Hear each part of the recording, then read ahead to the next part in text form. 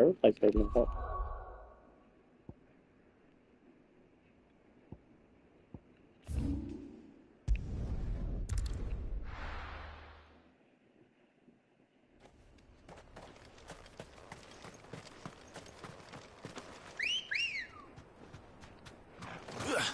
Come on.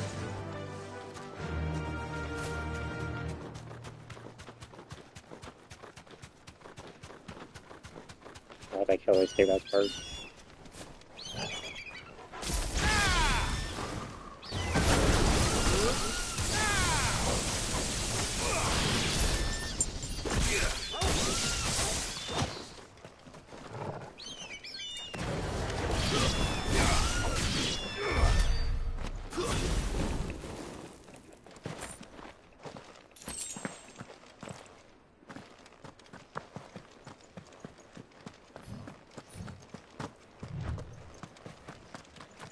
Yeah, really good for her now.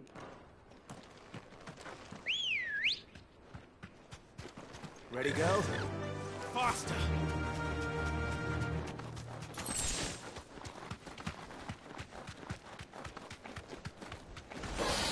No mistakes. Go, go, go, go!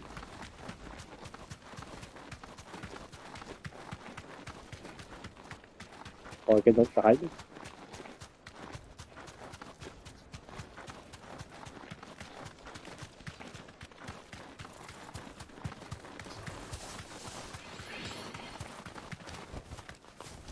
You should level anyway.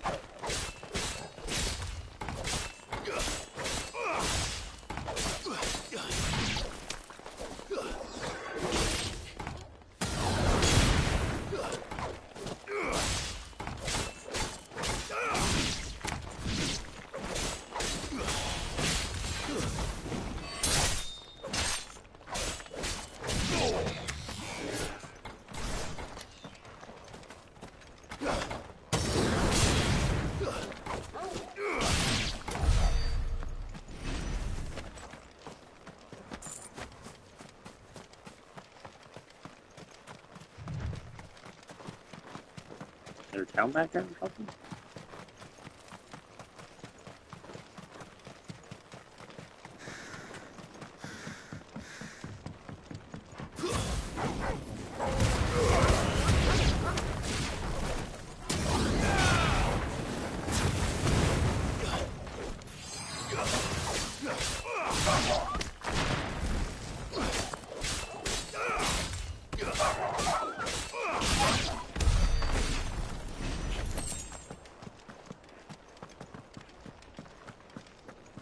Yeah, there's a town back there. Let's see fast travel.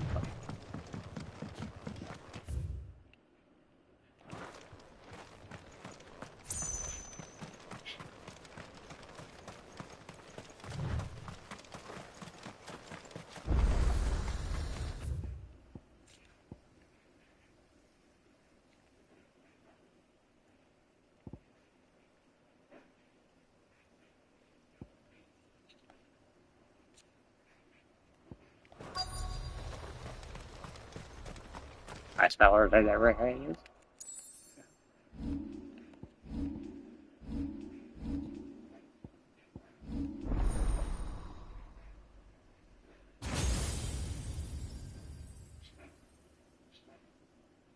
That must be for the DLC.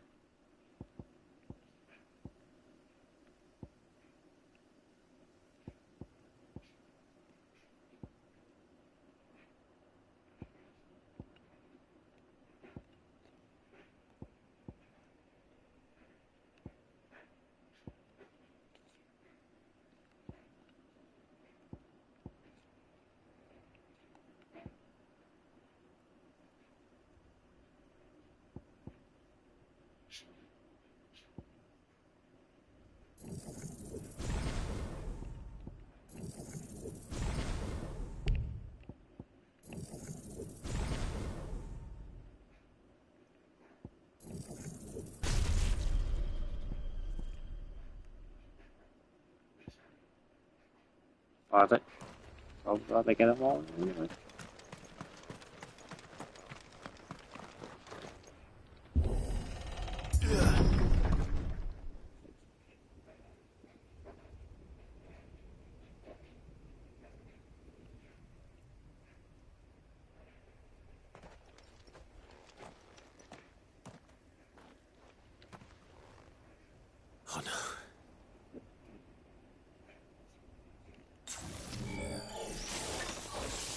You'll pay for this.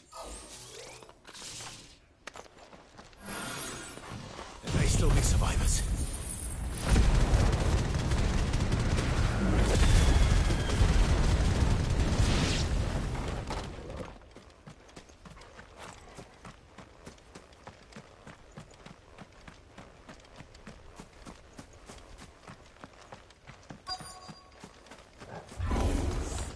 Whatever that thing is, I'd say it's their leader.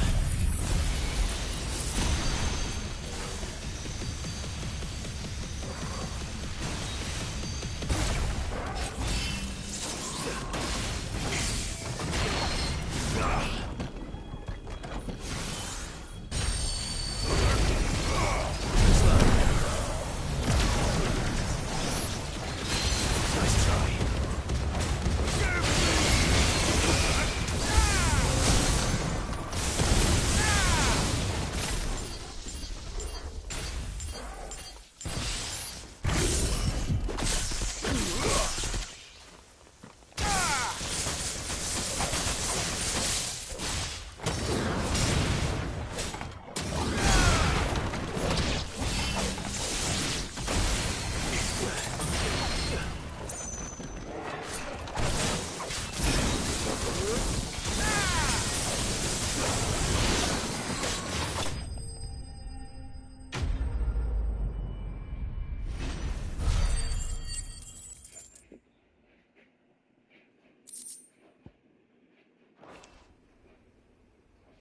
Should have stayed in the past.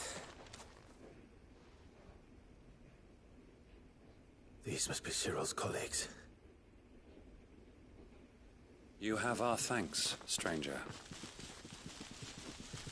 Who are you? Ah, forgive me, my lord. I did not recognize you. You are Lord Rosfield, are you not?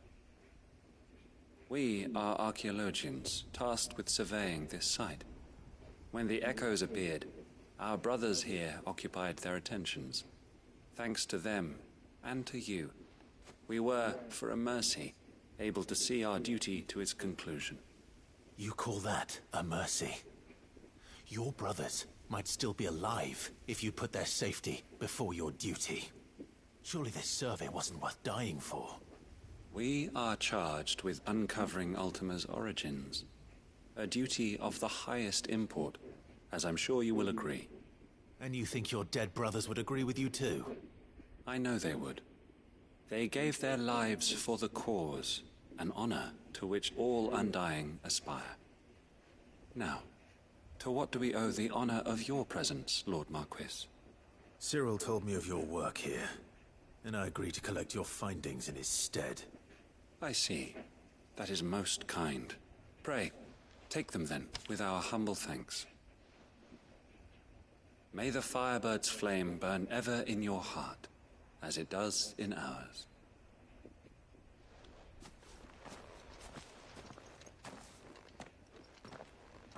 It's one thing to lay down your life for another, but for a survey...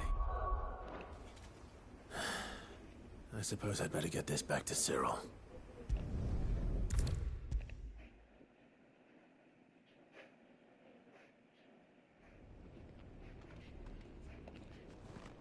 Ah, you are returned, my lord.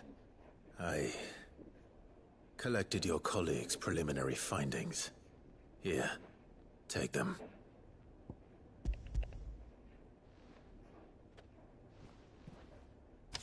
My thanks.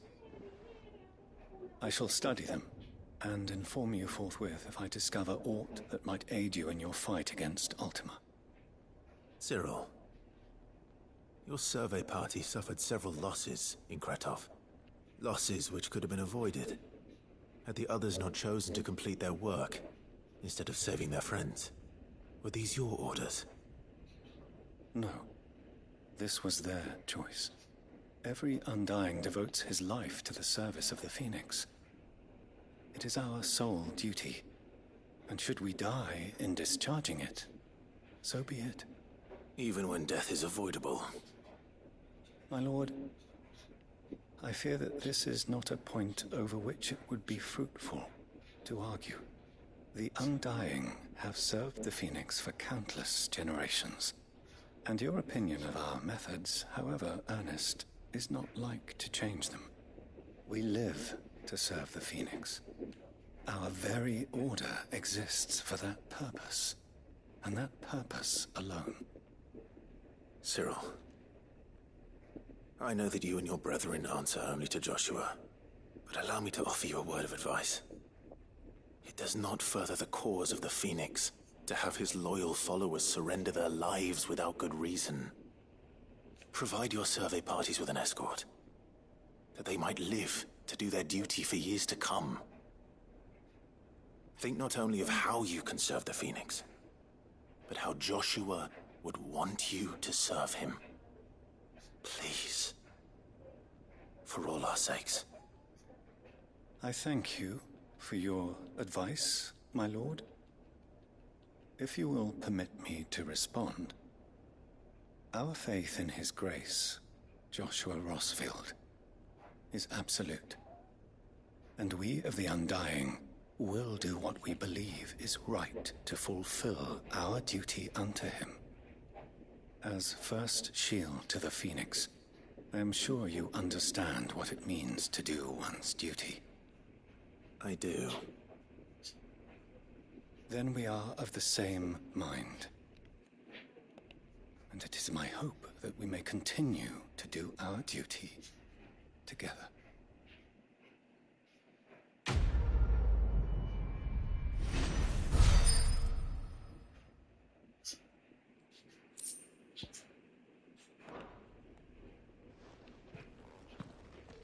Okay, that's pretty good. That'll be the cut off part.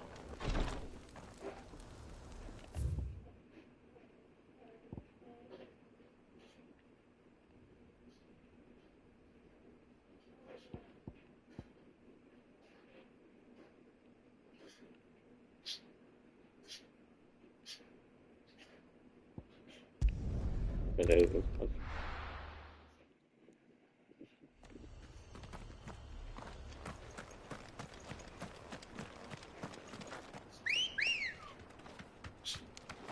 Good girl. Fly, Ambrosia.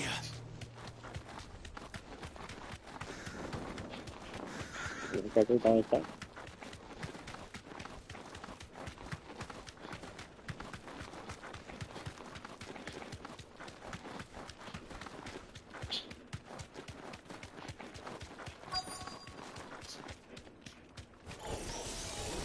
I'll need to deal with these ones first.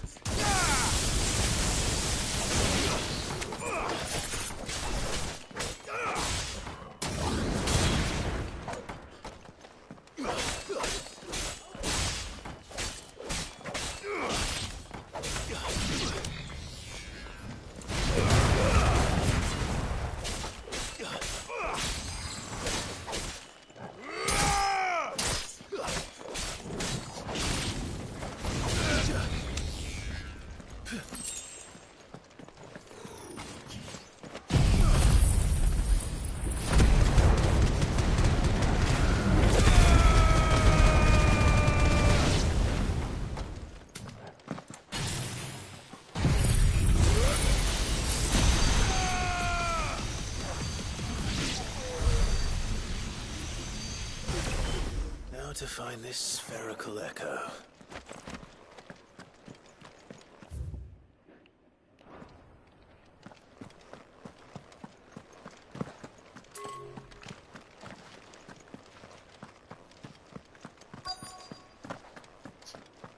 Over her.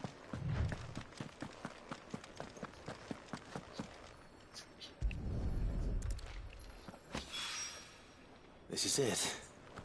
Right then. Just two more to find.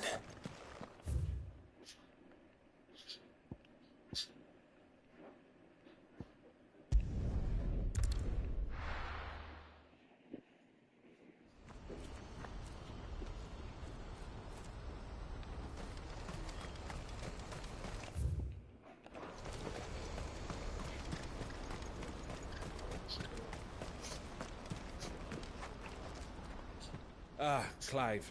You'll be pleased to know that the negotiations are progressing well. That is good news. Yes. Our comrade in Randala has just sent word that the contract should be signed very soon. But I still have much and more to prepare. It's a huge undertaking moving this many bearers at once. You couldn't do me a quick favor, could you?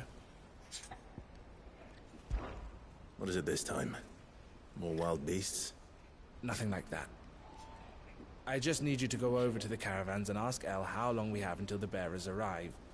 Find out exactly how much faster I need to get all these supplies moved. All right.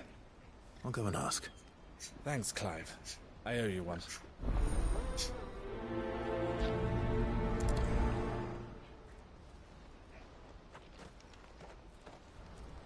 Sure, that's the last place. It's fun. It is.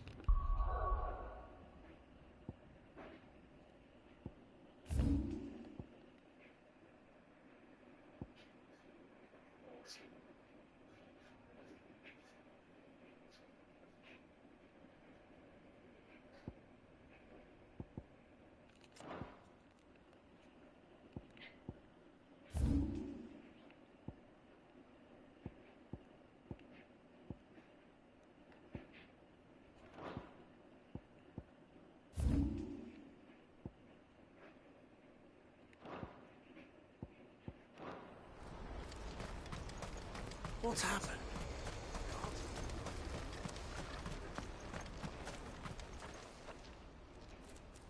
Don't blame yourself, El. This is their fault, not yours. I know, but No buts about it, all right?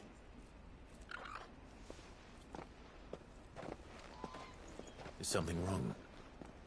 Vonnie came to give me a message from our intermediary. The talks with the Republican Army have fallen through. They've reached an agreement with the Silver Peak Consortium instead. Though prices have fallen of late, we deliberately offered above the going rate to try and deter other bidders. But the Consortium offered double what we did, and the Army jumped at the chance. And you had no opportunity to make a counteroffer? None at all. And we were so close. El? What's happened? I saw Vonnie leaving. She didn't look happy. And with good reason.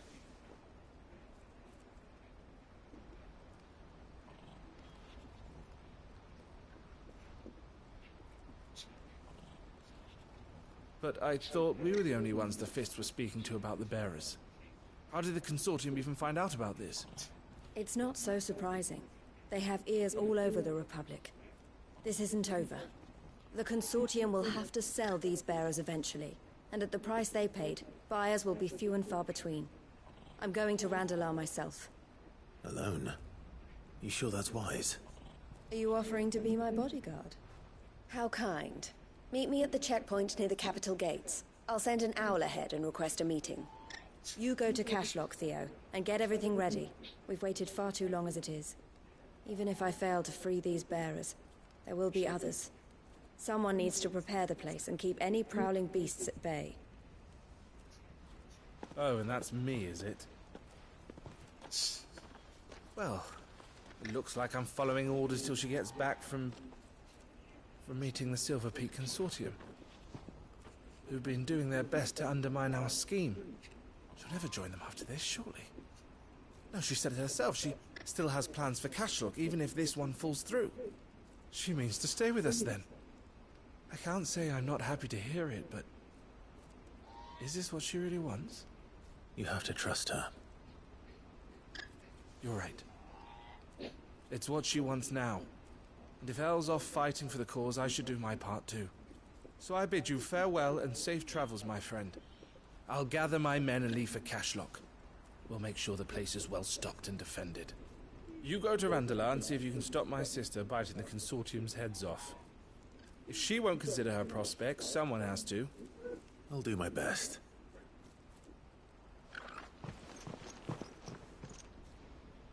All right.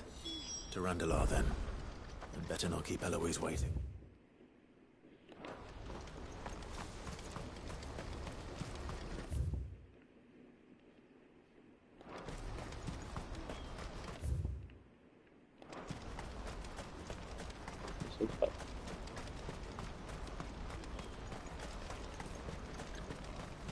what I wouldn't give for a hot meal. This is the end of the road for us. When are they gonna let us through?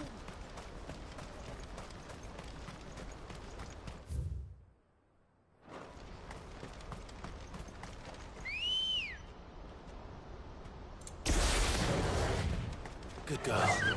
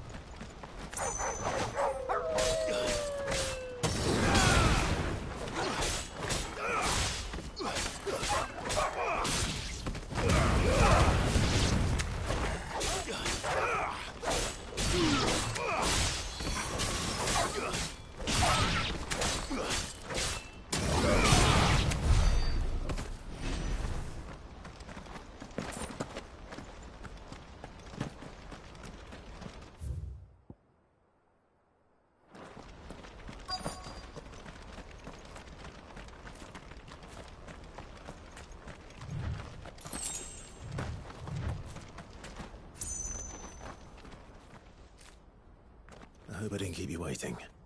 Did you arrange to speak with the Consortium? Here they are now. You wish to consult with me? I did. It's about the bearers you recently purchased from the Fist. We had all but finished making arrangements to buy them ourselves. And then you stepped into the fray. You misunderstand. The Consortium had an interest in purchasing...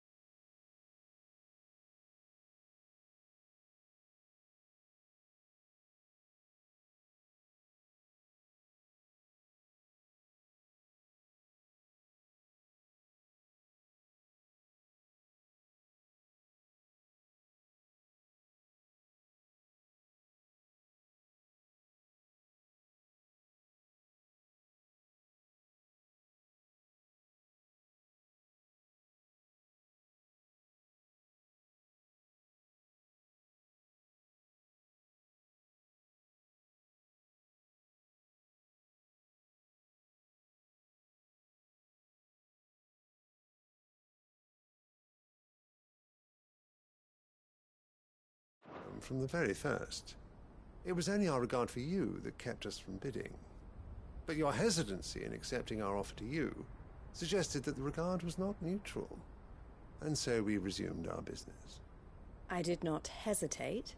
I am simply not inclined to make such decisions without first giving them due consideration. But what is done is done. Come then. How much do you want for them? Alas, you are too late yet again. We rarely take on such unconventional merchandise without a purchaser in mind. The bearers belong to him now. Who is your buyer? A trader from across the water. A most demanding fellow, if it's any consolation. He insisted the bearers be fed, dressed, even given their own bunks for the voyage over. That's what you get when you deal with continental types. I wouldn't know. Oh yes, the culture on the continent is quite different to ours. They pay good money for bearers not fit for the knacker's yard, and treat them like kings. But as long as they pay... That does sound unusual. No matter then. If they've already left our shores, there's little that can be done. Allow me to withdraw my interest. And with it, my interest in joining your organization. My associates will be sorry to hear that.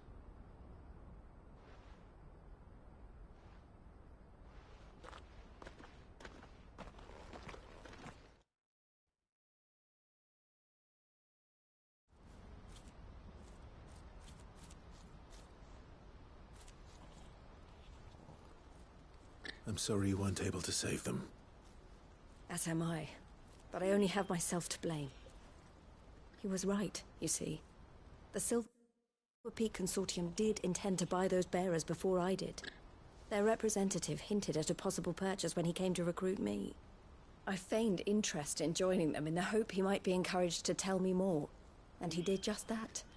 As soon as he left, I sent my own offer to Randalar. So you never... No. I entertained the Consortium's proposal solely so I could learn more about those bearers. But I was a fool to think they wouldn't find out. I knew exactly who I was dealing with.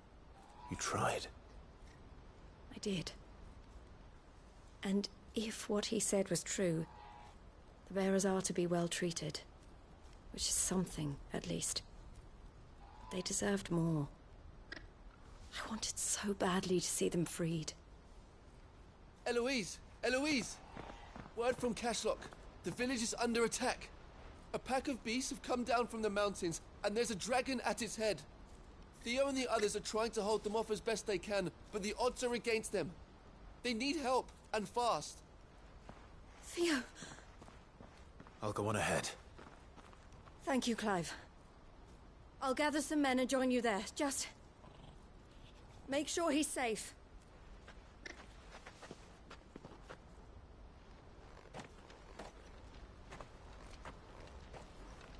Hold on, Theo. I'm coming.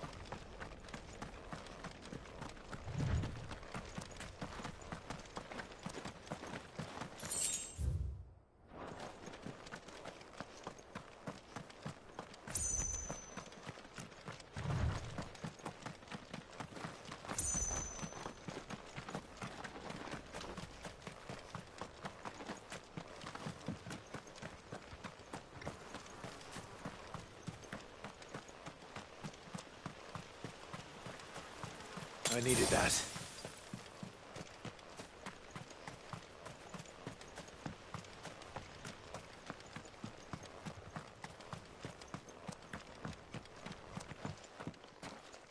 Where's Theodore?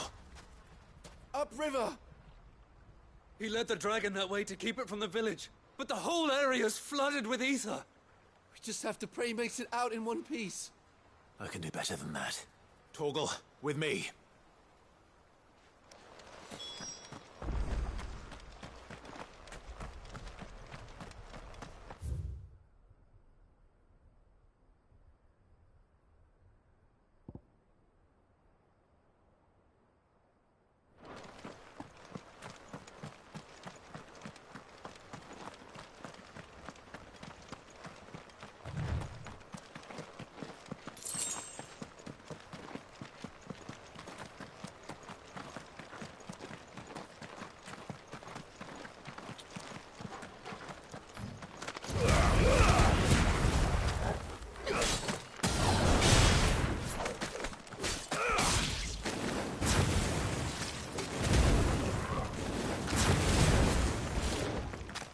It's over.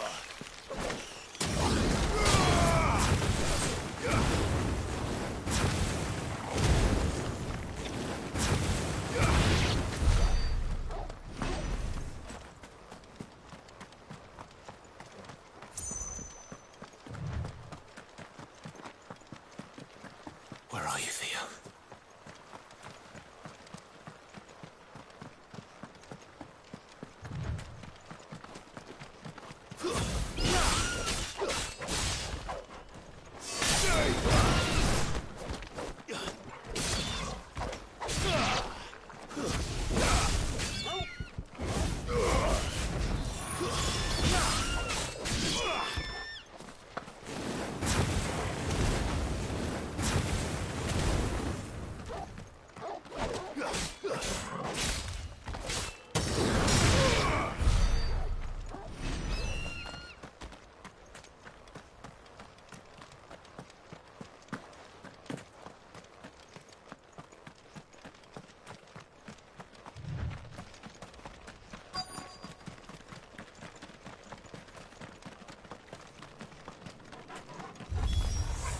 Damn it. It's too thick.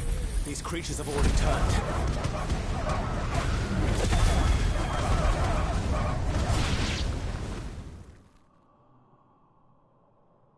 I can't waste any more time. I need to find Theodore before that dragon does.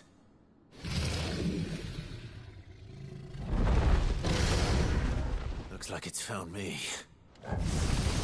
This thing's turned as well. This isn't going to be easy.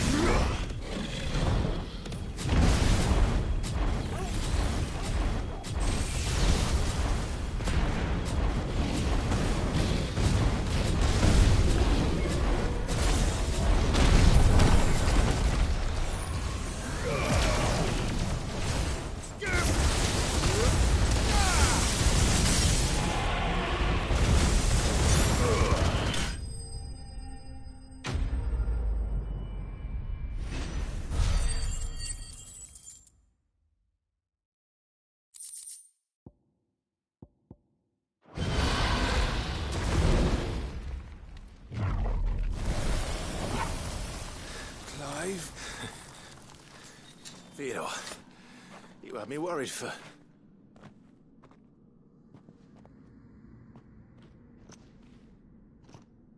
We have to get you out of here.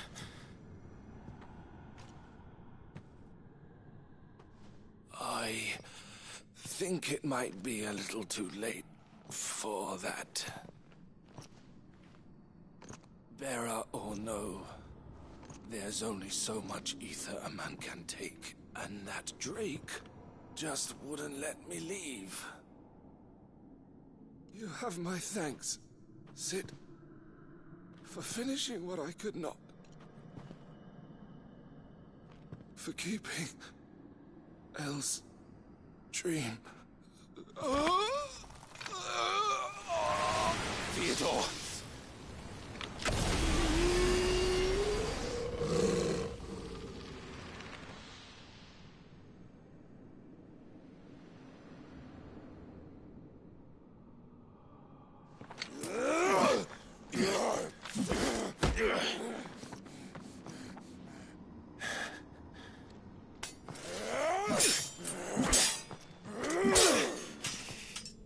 Don't make me do this. Stop it, Theo! Stop! Stay back, Eloise! He's turned. And so will you!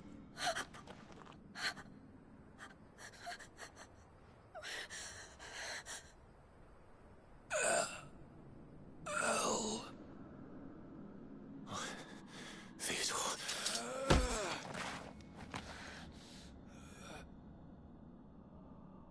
Take care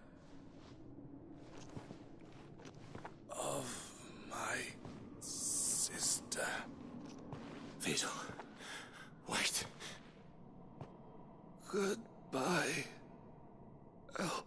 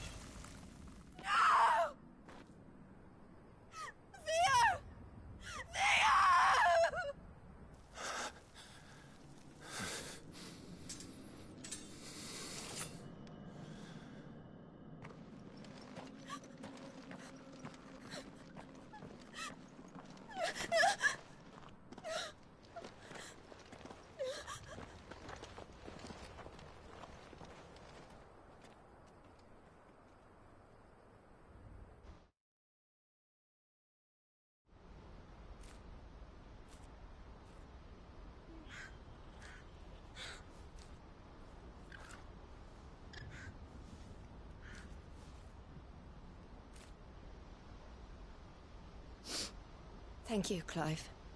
I think I'll be all right now.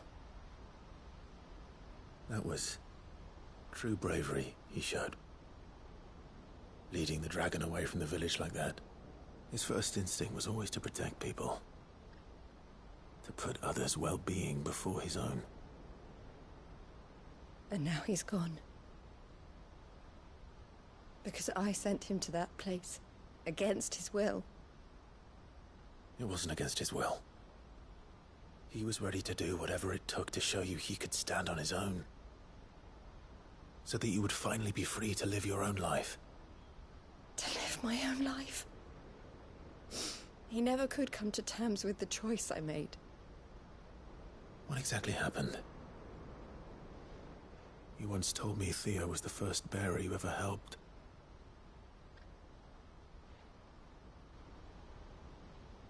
We grew up in Canva. We were born to one of the great trading houses.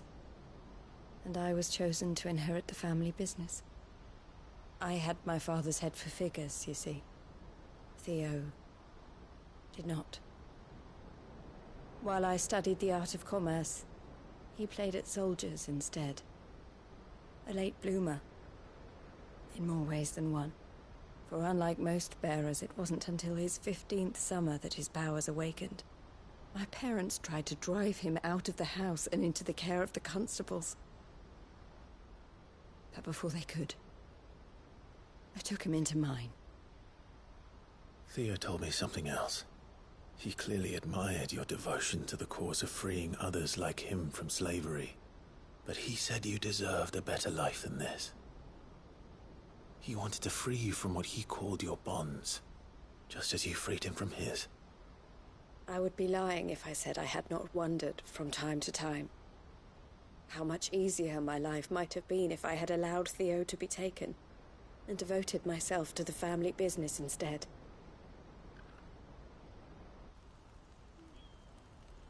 But I have never regretted the decision I made. Being with my brother meant more to me than tradition or reputation. I only had to look at him to remind myself of that night and the choice I made and the fact that I would make the same choice again in a heartbeat.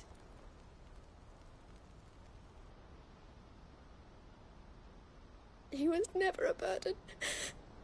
How could he even think that? If anything, I was the one who weighed him down. You weren't, Eloise. He said it himself, that he had always been grateful to you for saving him, and that he wanted to repay you by letting you live the life you were denied. Neither you nor Theo weighed each other down. You loved one another. You did whatever was necessary to continue living your lives together, and you always would have. You're right. All I ever wanted, all I ever did, it was so we could be together. Oh, Theo, why did you have to...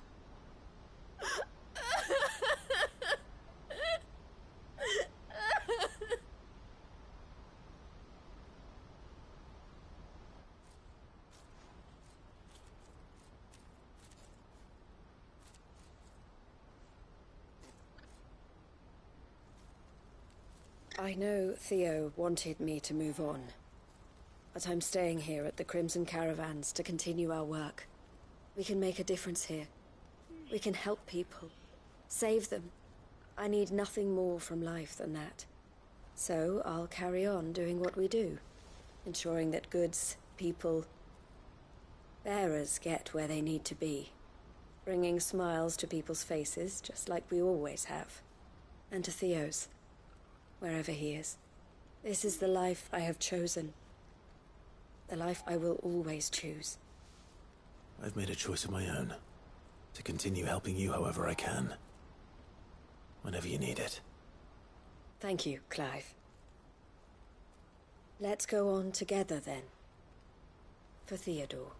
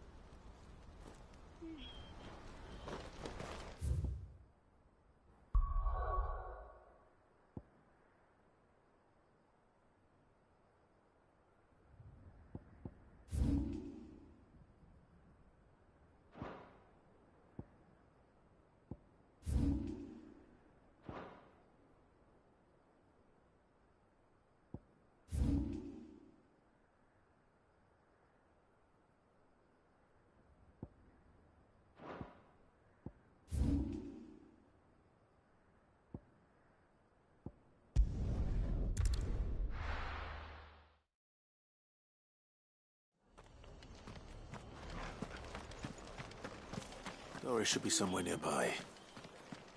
Assuming she's still here.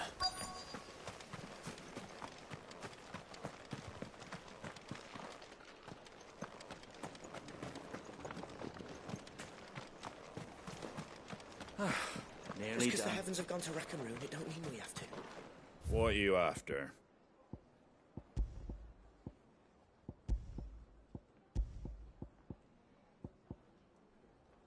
Very well. I've got greens of all shapes and sizes. Looking for Colours shelter, too. are you? Mostly Come on green, inside. though. I'll introduce you to Martha. The world seems to be changing so fast lately I can hardly keep up. But what I do know is that there's more bad news than good. You can tell that just by looking at people's faces.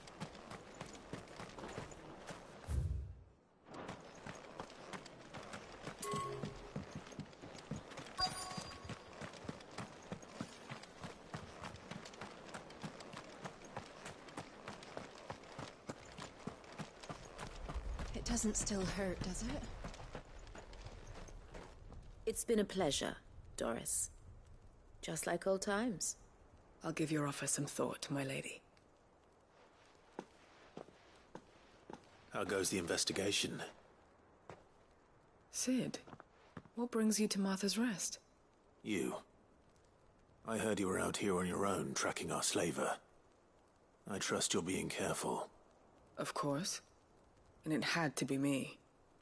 The bearers from the Dragon's Eyrie confirmed a long-held suspicion of mine that the slaver we've been tracking is an old acquaintance. She's no fool. If we'd come in force, she would have spotted us straight away, and then vanished without a trace. That was her just now, wasn't it?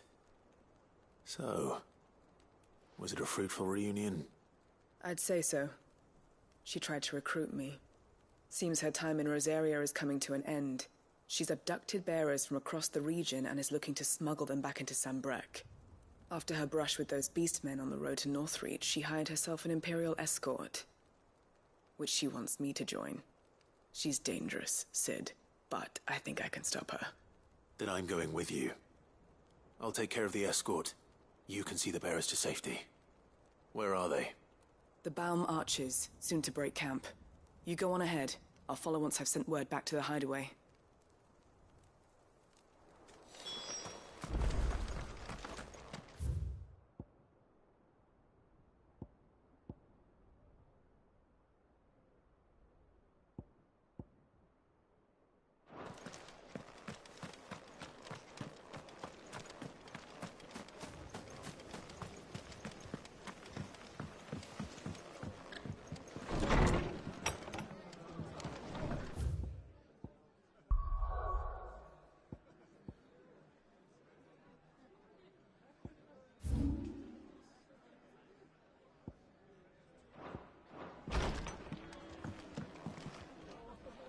Ah, Clive. I was just about to send for you. I'd like you to take something to Sir Wade up in Eastpool. Seeds for planting. Thought it was about time they started growing their own food. I'll keep providing them with whatever they need in the meantime, of course. But if Eastpool's going to survive, it's got to be able to fend for itself. As have those poor bearers. They've lived their whole lives in servitude, but now they're their own masters. Small wonder they ain't got the foggiest how to provide for themselves. So it's up to us to teach 'em. And if you're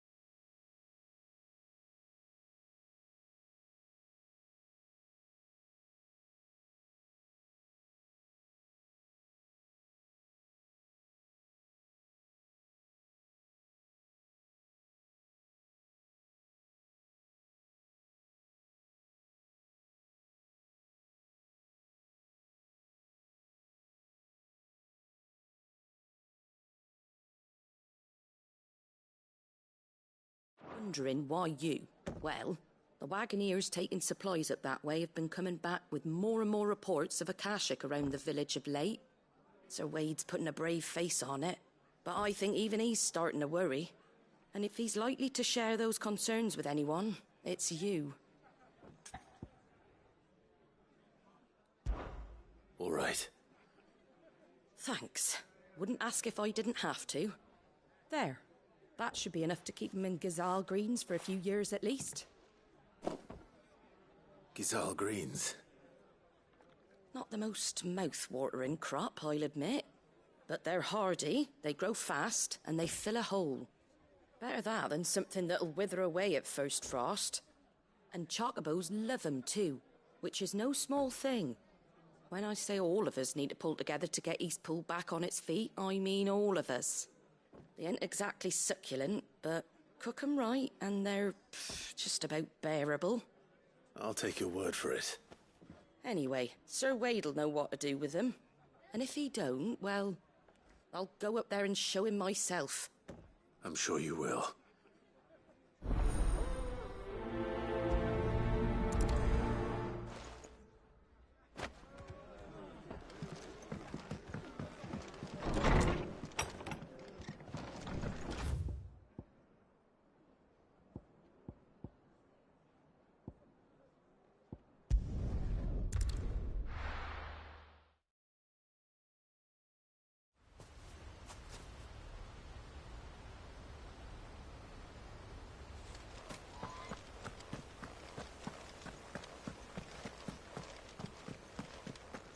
I heard the Guardian saying we're supposed to...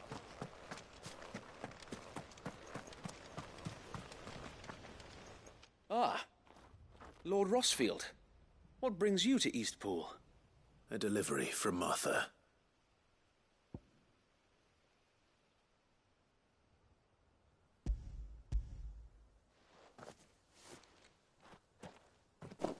These are Gazal green seeds.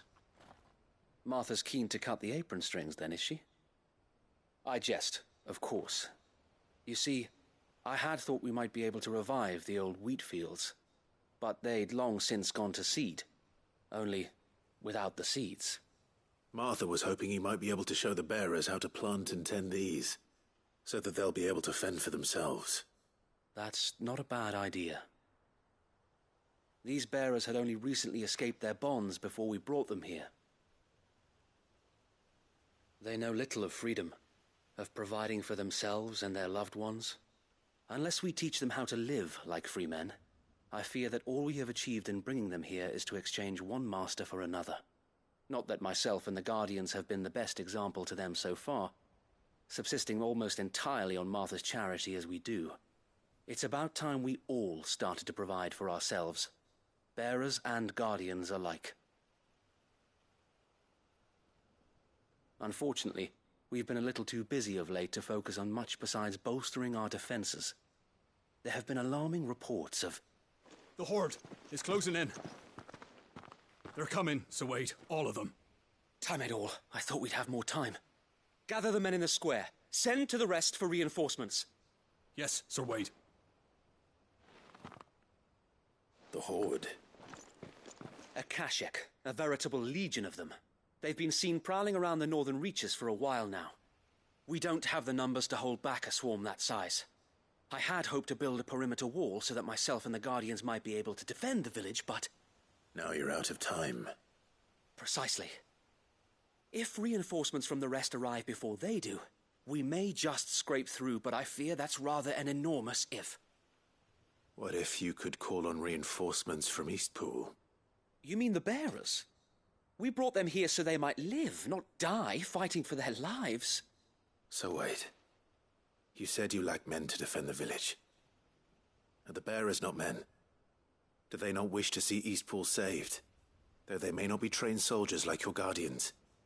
What help they are able to offer could still prove the difference between victory and defeat. You're right, my lord. I will appeal to them.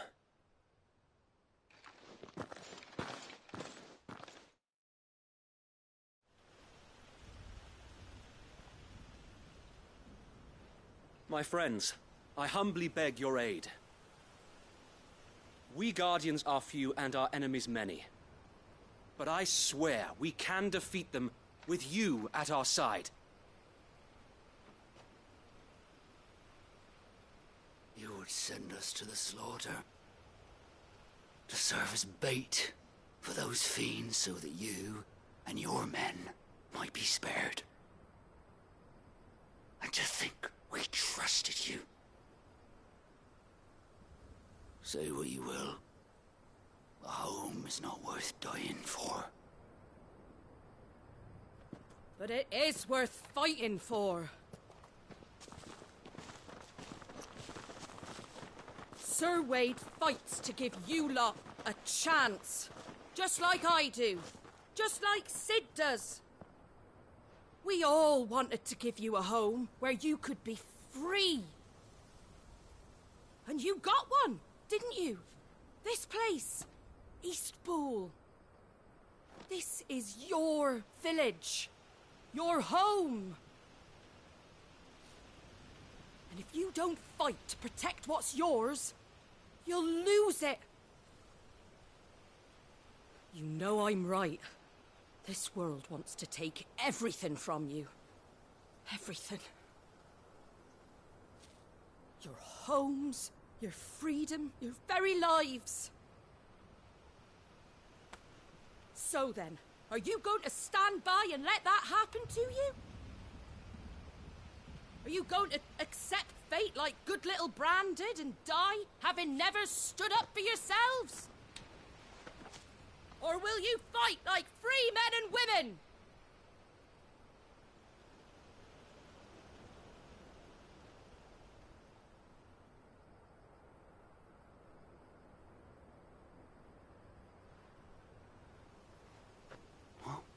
What are you doing? All right. Give me a sword. I never dreamt I'd have a home of my own. And now that I have, I don't want to lose it. I will protect what's mine, or die trying. We all will. Free men and women, fighting together.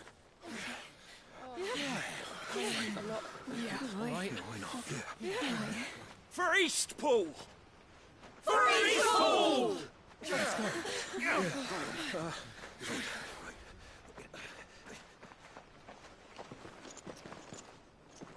Thank you, Martha. Don't mention it. Just promise me one thing. That you'll show them how freeborn fight. Gladly.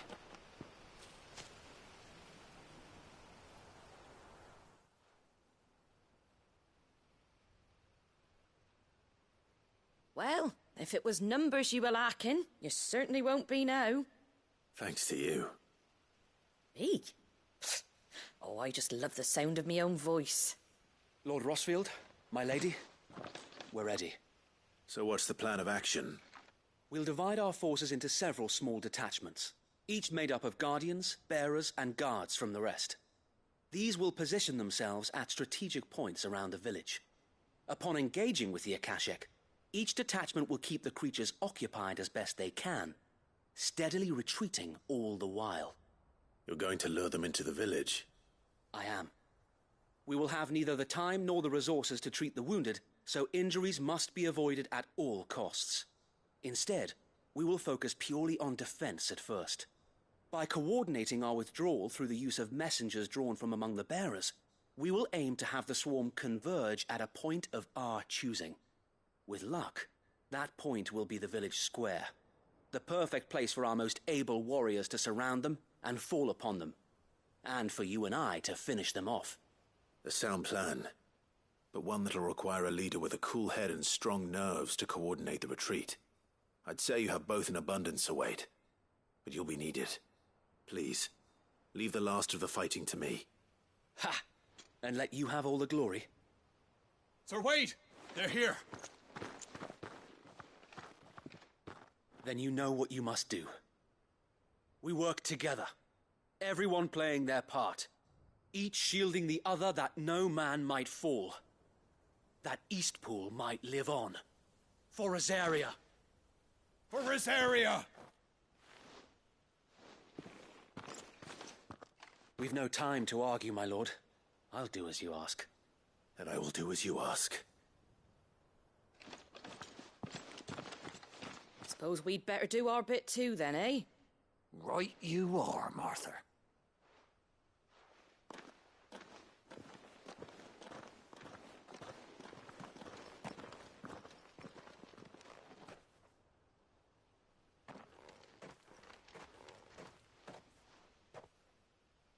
The calm before the storm.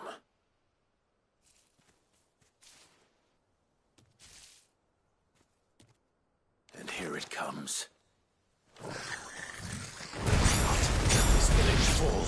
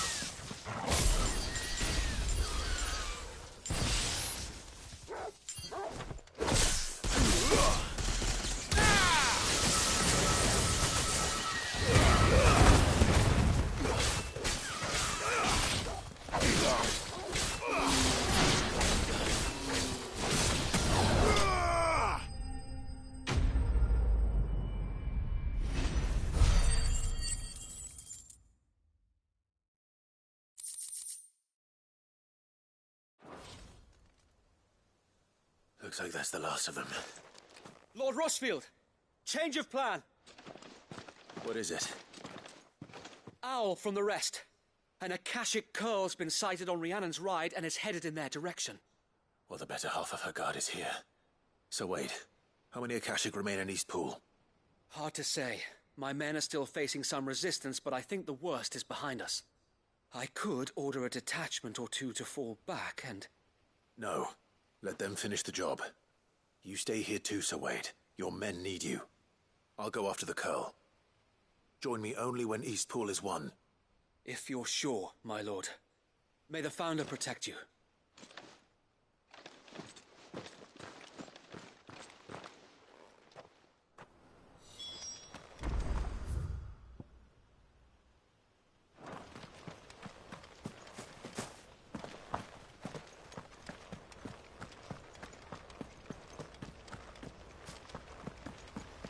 Next one's mine. I might not know one.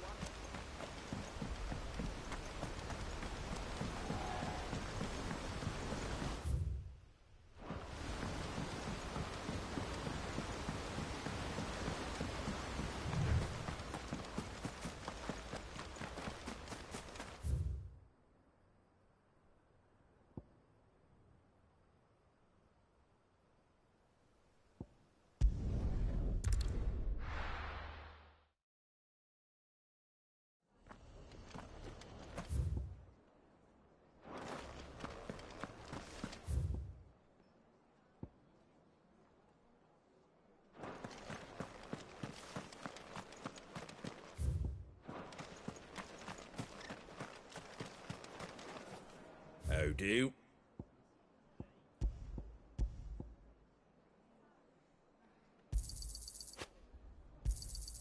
There you go.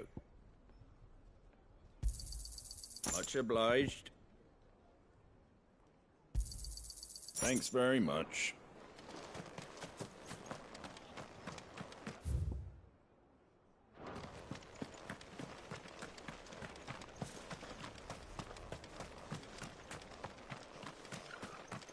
I'll build it back.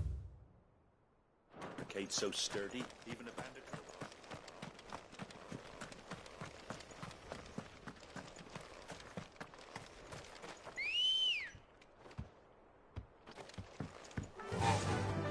Faster!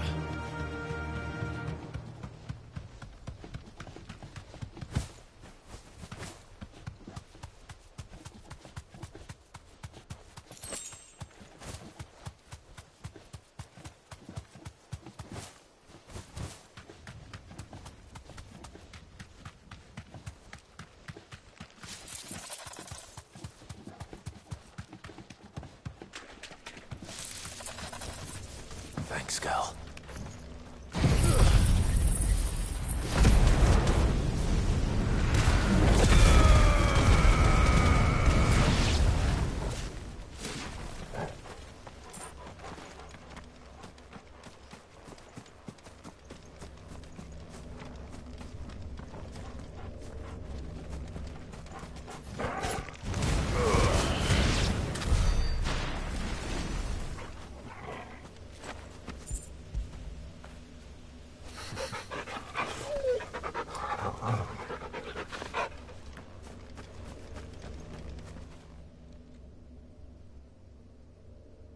This one's awake.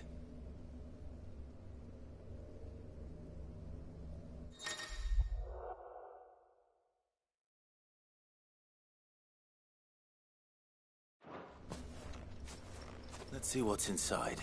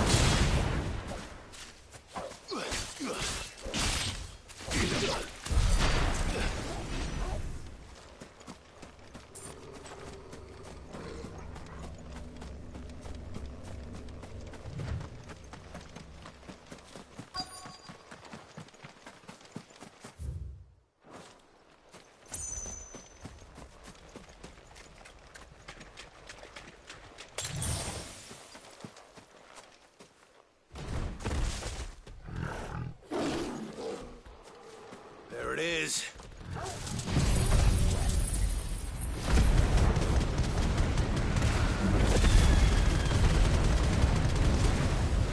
With me, Torgal.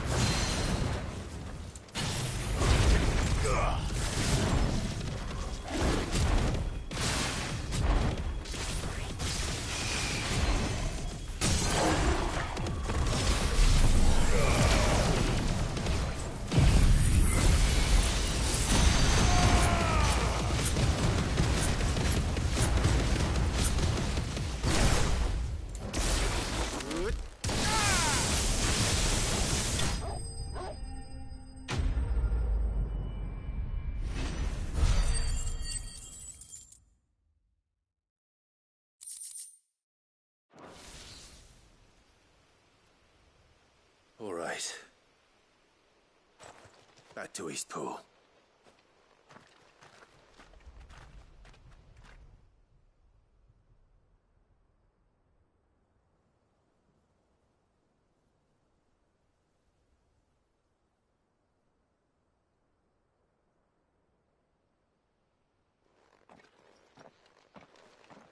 Lord Rosfield, the Curl, is it?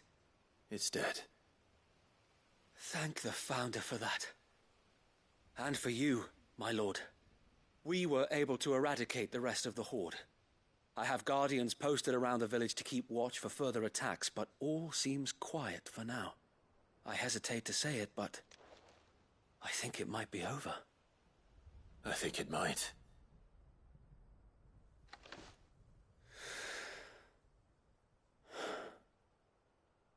We did it. We saved Eastpool. Thank you, my friends. Thank you. No, Sir Wade. It's us who should be thanking you. You brought us together. Showed us what it means to fight for what you hold dear. We never had nothing to call our own before. We didn't know what it meant to protect it. But now we do. We really do. Forgive us, Sir Wade. You and your people saved us, and still we doubted you. But there's no doubt in my mind anymore. We're free men now, so we have to start acting like it. We have to fight to protect what's ours, to protect Eastpool. And we shall. We all shall. Together. This is our home. And if anyone or anything tries to take it away, they'll have us to answer to. Come on then. Let's get to work. This village isn't going to rebuild itself.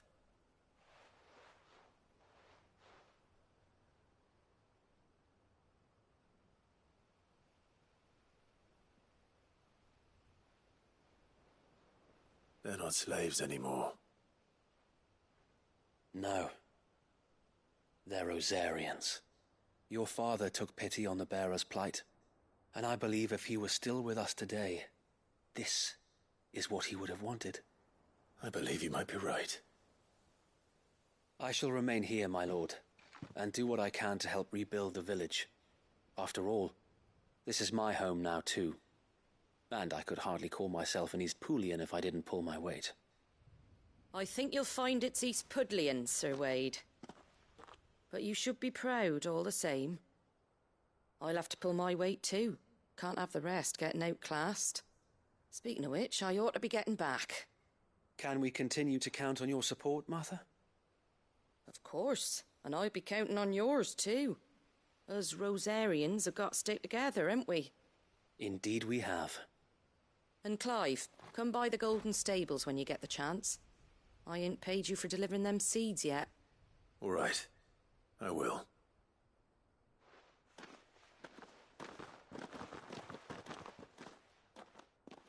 Lord Rosfield, do you remember our very first mission together? Clearing the goblins from the Stillwind marshes? How could I forget?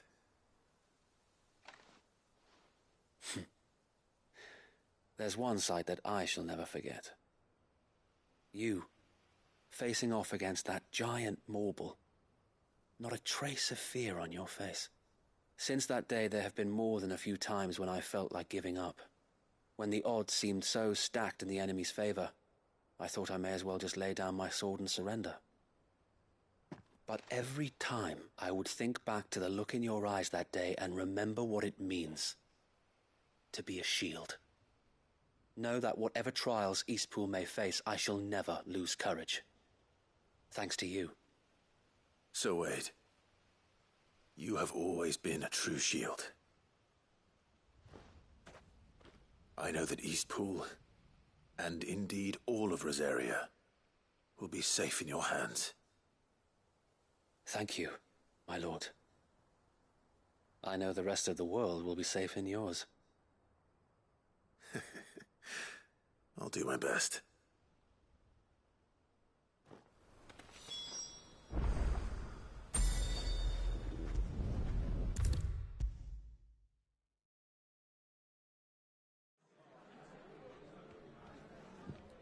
The hero returns.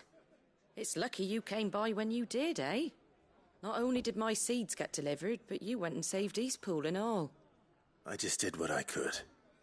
And it's only right that you get rewarded for it. Take it before I change my mind. Thank you, Martha. So, Eastpool's finally back on its feet again. And a home to free bearers. Who'd have thought we'd see the day, eh? Well, it was your idea. I know that, but I never stopped to think what it would mean. Bearers in charge of themselves, thinking for themselves, working for themselves. Like your hideaway, but not even hidden away. Though I suppose the rest ain't much different nowadays. You know, bearers living free like that reminds me of when I first met Sid. Loath as I am to recall that particular day. I take it you didn't always see eye to eye. What happened? Well, if you really want to know, I started doing what I do long before I met Sid. In fact, that's how I met him. Or at least how he came to meet me. He showed up at the stables one day, asking questions about who'd been buying up bearers. Founder knows what he thought I was doing with them. Running a hunt, poking around in their innards. Something awful, anyway. Me, I thought he was a new constable. Thought the game was up. But somehow we both managed to work out what each other was about.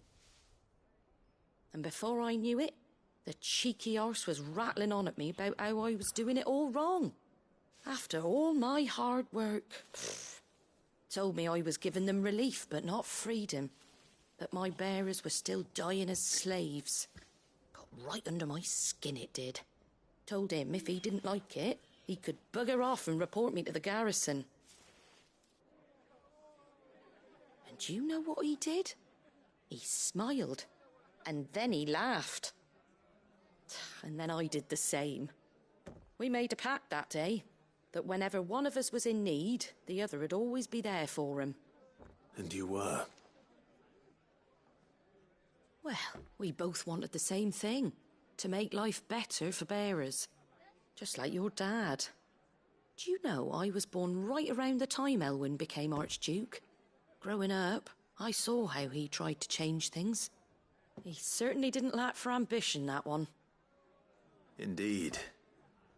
But the loftier one's ambitions, the harder they are to achieve. Which is why those of us who follow in their footsteps need to finish what people like Cid and my father started.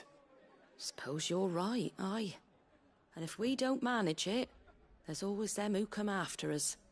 Good thing we've got a few half-decent sorts waiting in the wings, eh? It's almost enough to give you a little bit of hope. Just a little. Anyway, enough nattering. Better get back to work. Let's see about making everyone some dinner, shall we? The least the folks who saved Eastpool deserve is a hot meal. And you and me ain't gonna save the world on an empty stomach neither. That sounds like a wonderful idea.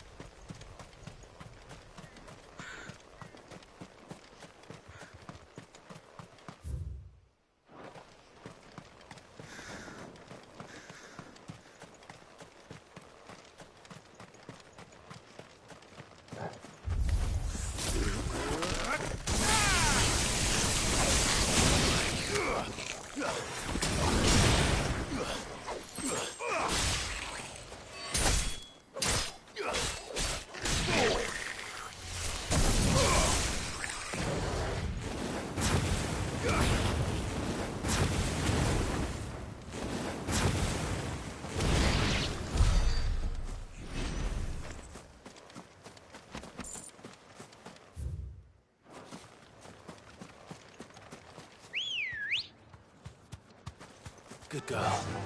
Fly, Ambrosia.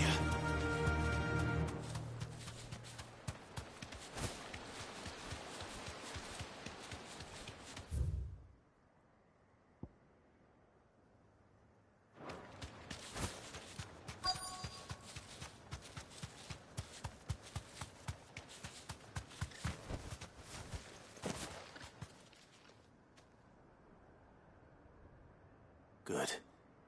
They haven't broken camp yet. How did Doris come to know a slaver, I wonder?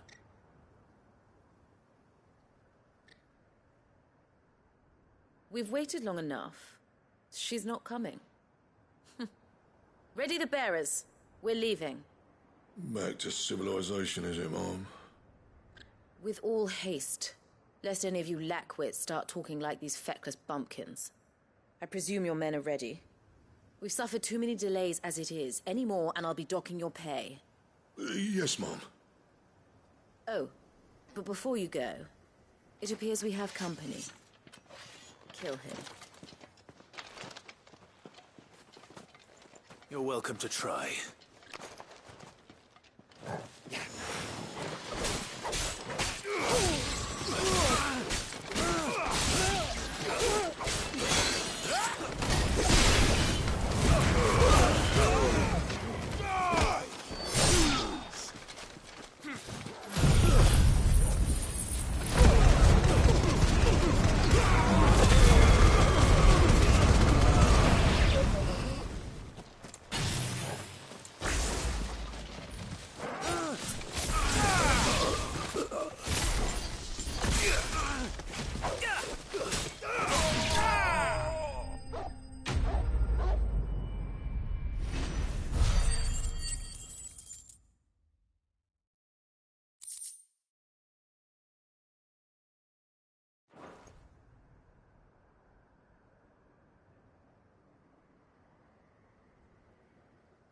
So much for your escort.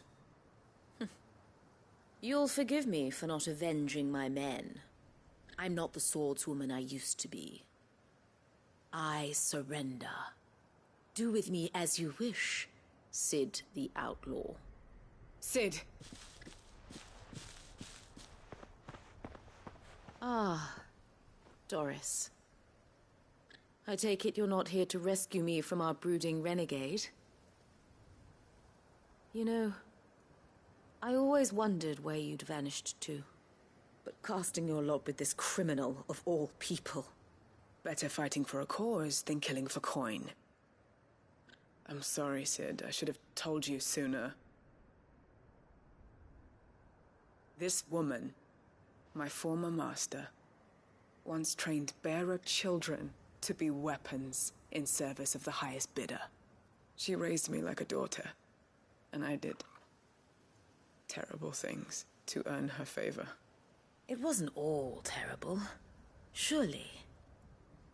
We had our fun, too. You were always so eager to learn, and had such clever hands. All my other children took either to the blade or to the books. Always either or. But you proved yourself a master of both. That's why I kept you for my own. How about it, my little dagger? Care to swear that blade to me again? I never swore my blade to you, nor will I ever.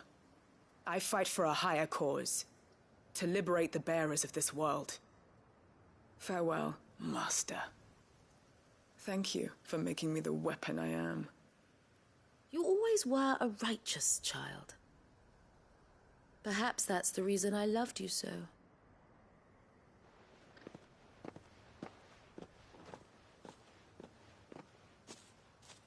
What do you want to do with her? I am not the killer she wanted me to be. Not anymore. And she no longer has friends in high places. The Dame does, though. Her connections at the Imperial Court will see that justice is done. All right. If you're certain. I am. And thank you for everything. Now, I better let these bearers know that they're safe.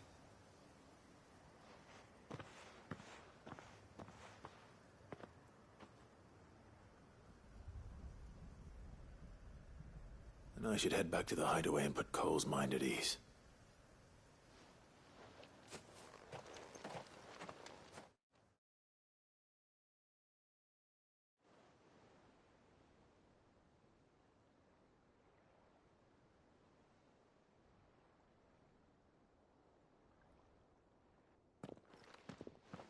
Welcome back, Cid. Doris's message just arrived. I hear you saved more bearers from being smuggled across the border. With any luck, they'll be joining us in the hideaway shortly. Oh, and your letter. You don't need to worry about Doris anymore. I'd been hoping as much. She mentioned one or two things in her report. So the slaver we'd been chasing all these months was her former master. Wish I'd known. She's been arrested, by the way, over in Sanbreque. Went quietly, or so we're told. And she won't be getting off lightly. The Empire may have no love for bearers, but it's none too fond of black market traders either. Can't have been easy for Doris. I'm sure it wasn't. But don't worry.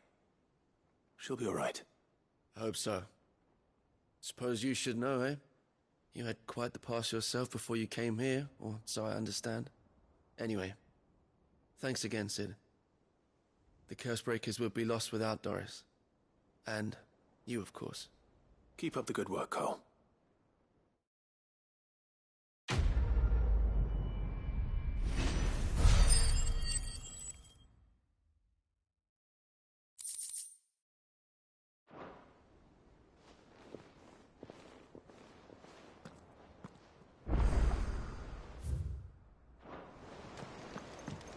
Come back.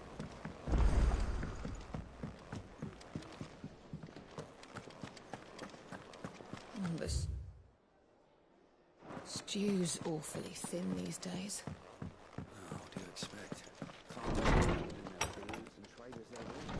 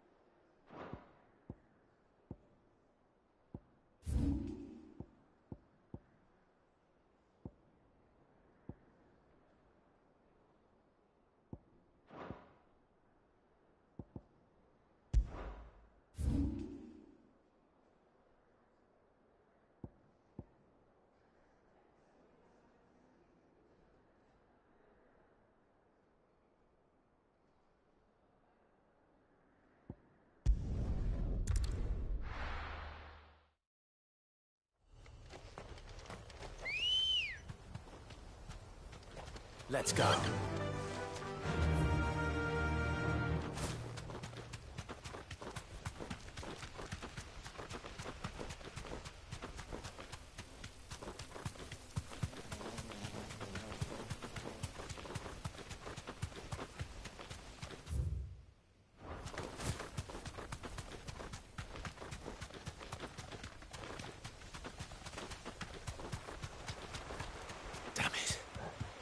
The whole village is turned. Back to the stables, girl.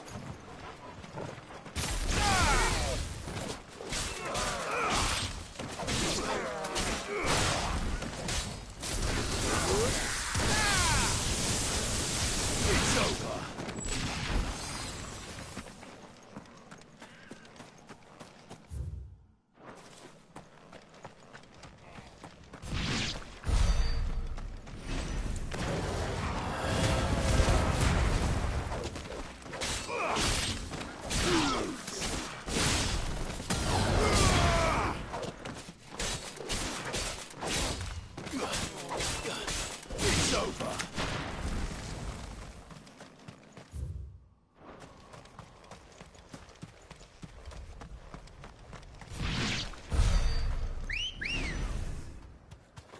Come on.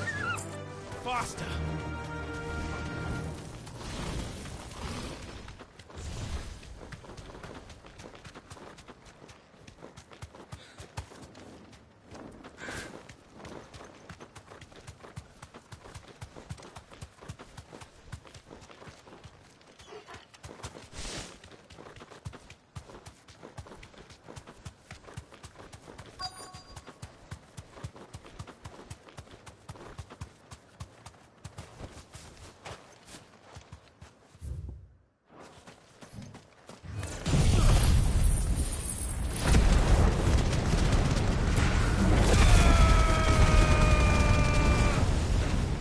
This won't be easy.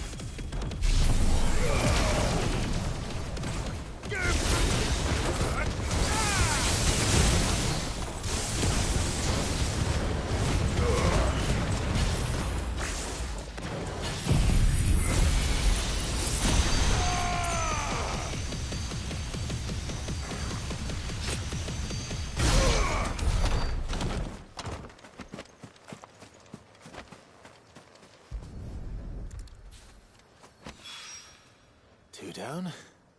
One to go.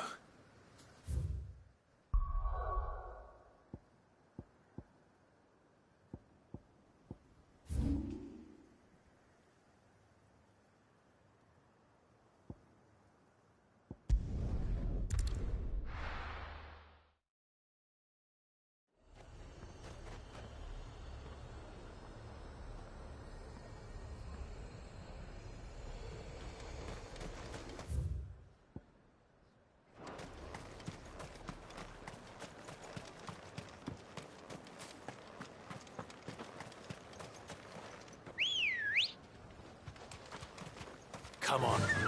Yeah!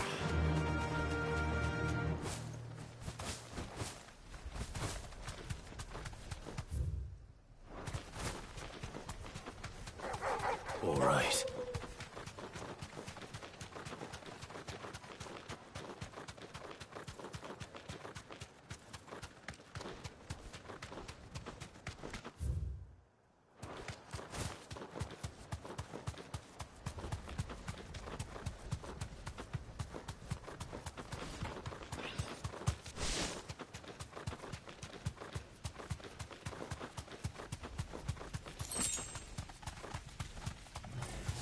Enough of you, are there?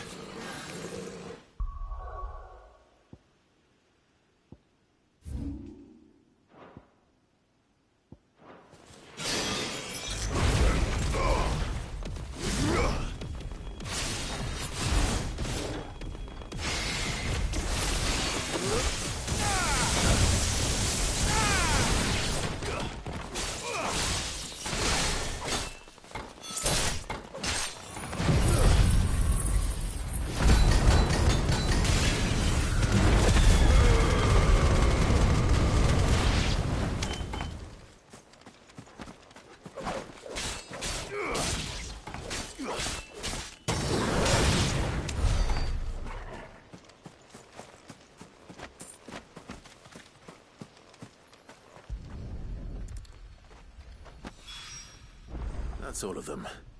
Owain can uncross his toes now.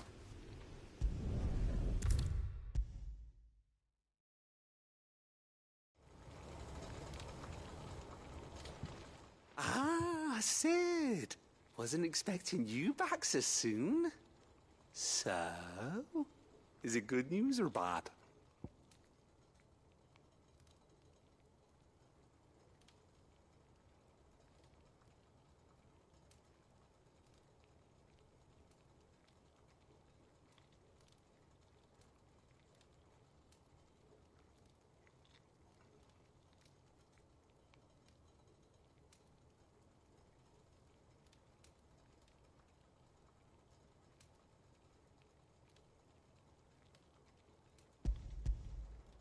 Good, thankfully.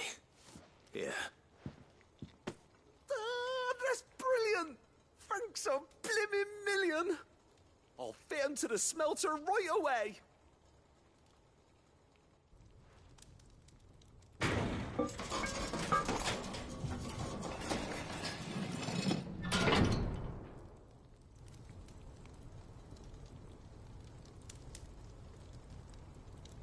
May I present to you the Telemon Furnace! Ain't bad, is she? She's a beauty. You saved my bacon again, Sid, and I ain't about to let your good deed go unrewarded. It's fine, really. My bag's flexible enough already. Oh, don't say that. I'm sure I can make a few improvements to it yet. You could just buy me a bigger... How about that clasp? Looks a bit stiff. Reckon you could loosen it up and make some more room? And I reckon I know how. With a new alloy we've been working on. The Telemon Furnace was just what we needed to perfect it. It's a metal, see? So it's lovely and strong, but it's also, well, stretchy, if you can believe it. Stretchy metal. Well, if you insist. That is the spirit. You'll love it, I promise.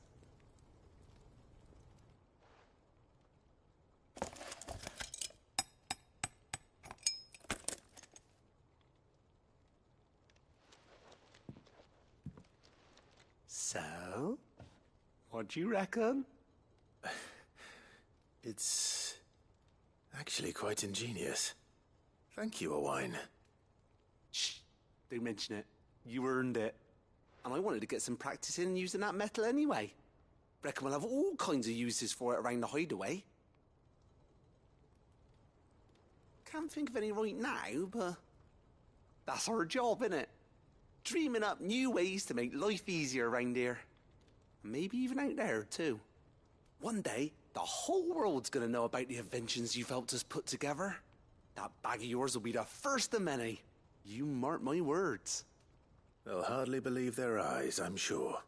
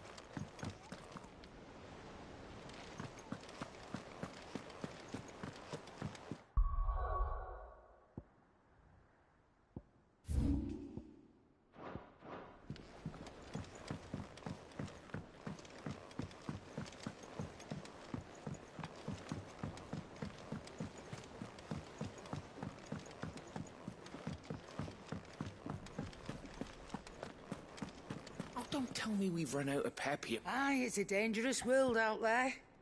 Best stock up while you can. Go on, then.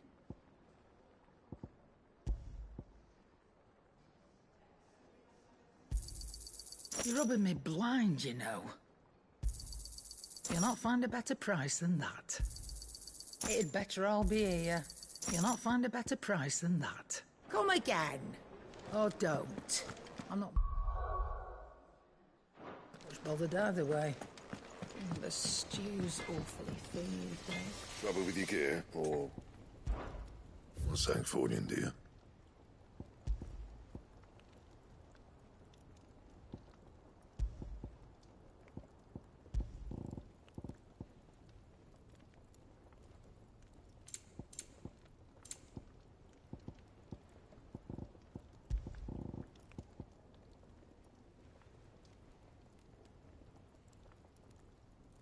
That it? Fine.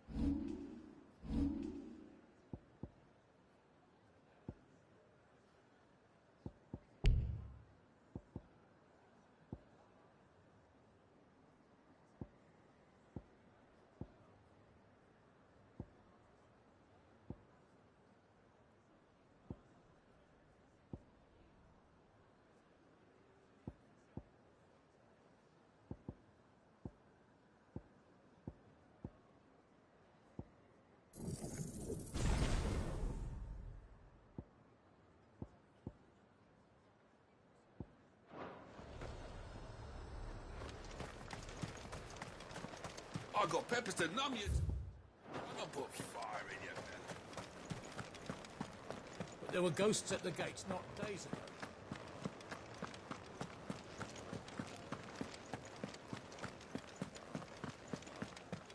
Those things I said before about not being So many were injured.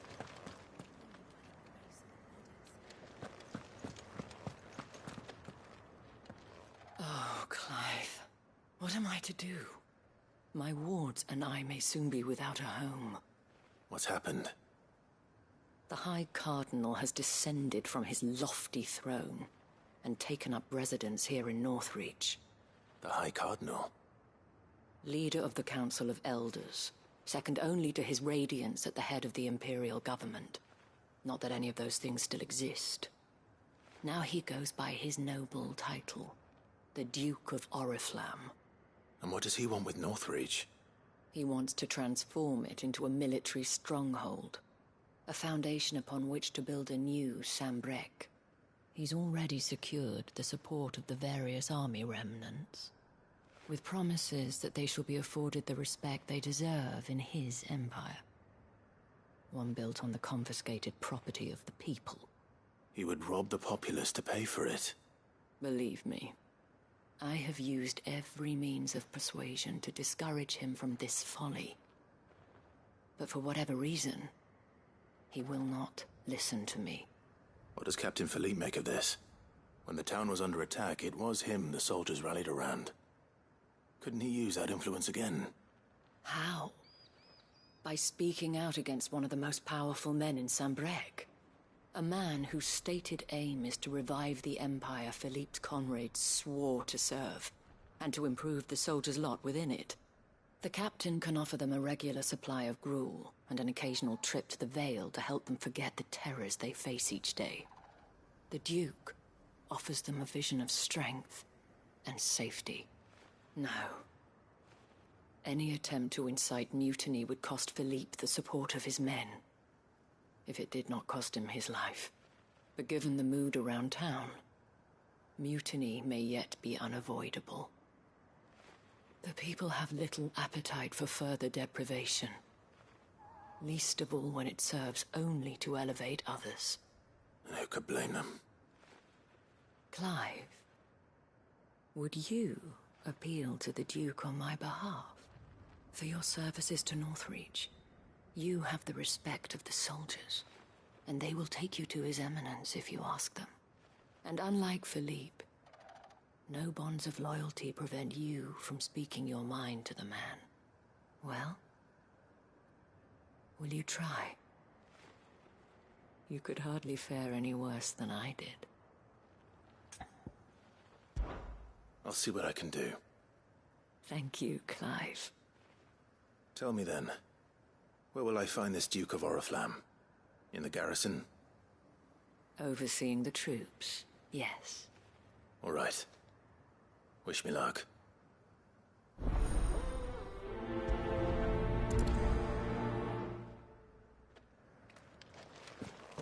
I may have met this Duke before, at the Remembrance Ceremony. Let's hope I didn't make a strong impression.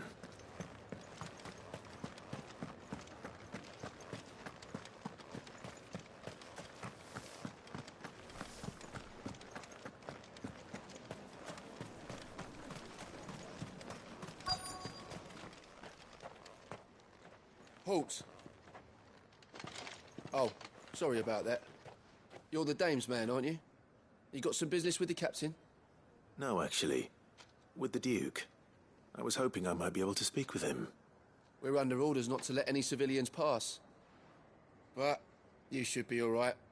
His Eminence has heard all about you and your heroics. Wait here. I'll go and ask.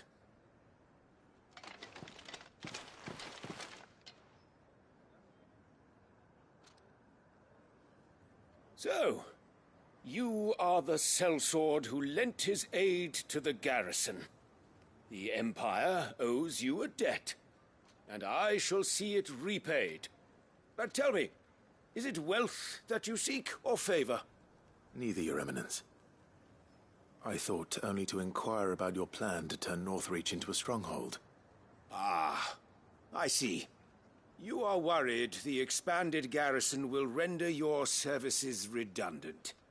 Yet you needn't be. A proud fighting man like yourself shall always have a place here. Pride of place, in fact. For too long has the contribution of the noble soldier been under-reckoned. But no more. For it is they who shall see the Holy Empire rebuilt, beginning right here in Northreach. Why here, Your Eminence? The town has been fortunate enough to escape largely unscathed from the recent troubles. Her defenses are sound, and her garrison well prepared. which is more than can be said for Oriflamme or Twinside.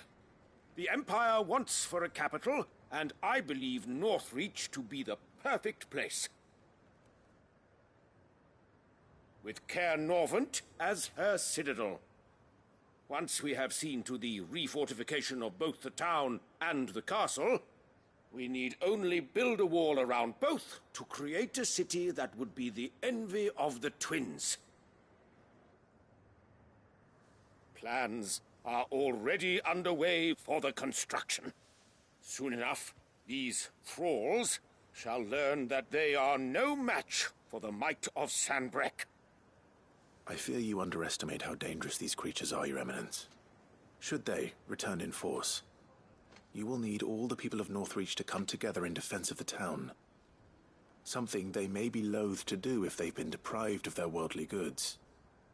The people will do as their leaders command. If Sanbreque is to be rebuilt, she will require a functioning government. One whose authority is beyond question.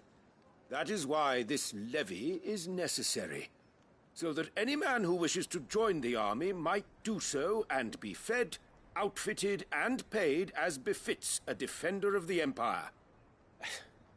And yet there are those who persist in peddling the treasonous lie that I seek to steal from the people and drive them from their homes. I suspect they're afraid of losing what little they have left. Precisely. The common folk have little and less, and you mean to deprive them of even that. You would sow the seeds of your new empire in your own salted earth. Sabine, we have discussed this. Yes, and I told you then how putting the empire before her citizens would lead only to revolt. Without an empire, there are no citizens. And in yours, there will be only beggars. Is that what Griga wills for her people? Do not take her name in vain, Sabine. I'll come back later. A citizens' revolt. I wonder what the people really think of the Duke's plan. It wouldn't hurt to ask them, I suppose.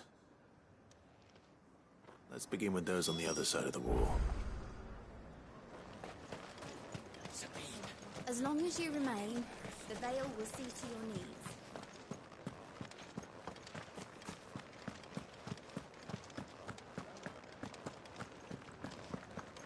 You needn't fret.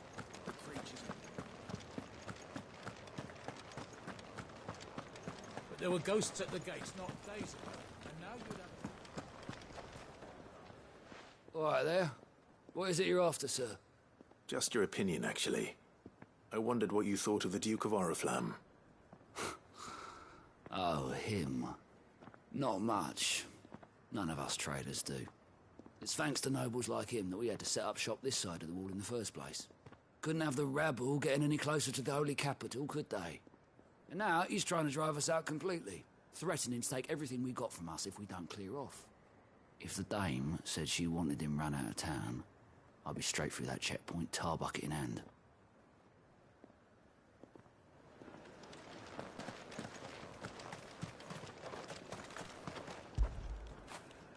When did you get so big?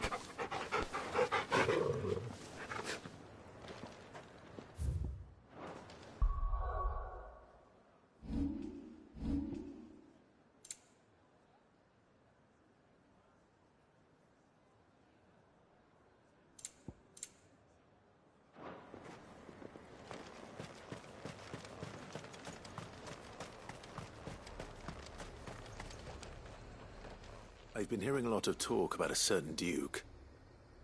Nothing good, I'll wager. Going around acting like he owns the place. And with hardly a word to the dame. This is her town, not his. I take it you'd rather she was in charge. As far as I'm concerned, she still is. Just need his eminence to sod off back to Oriflamme.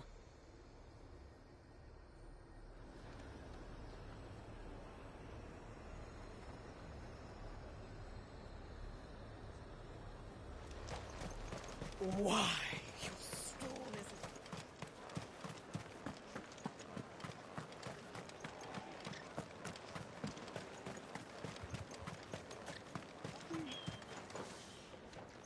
question, if you don't mind. What do you think of the Duke of Oriflamme? Don't get me started. You build a life for yourself somewhere, only for some noble to turn up and tell you you've got to hand it all over to him. If he thinks his name and his chains give him the right to empty our purses, he's in for a rude awakening. We'll do whatever it takes to keep what's ours. Whatever it takes. Well, the people seem united enough. What about the soldiers? I heard the dame got an icon to rid the meadow.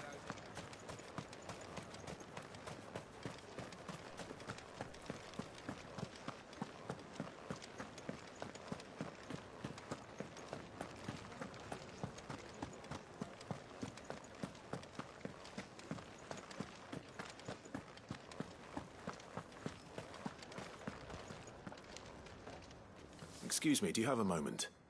I wondered if you'd mind sharing your thoughts on the Duke of Oriflamme. Well, he's made a lot of enemies coming in the way he did. But I mean, look around us. You can see the state the realm's in. The traders might not like having the screws put on them, but if they volunteered a few more of their hard-earned gil before things got bad, maybe they wouldn't have to. I think the Duke's got a point when he says rebuilding the Empire's the best way of making sure we're all protected. And if that means people who don't know one end of a sword from another have to make way for those who do, well, that's just how it goes.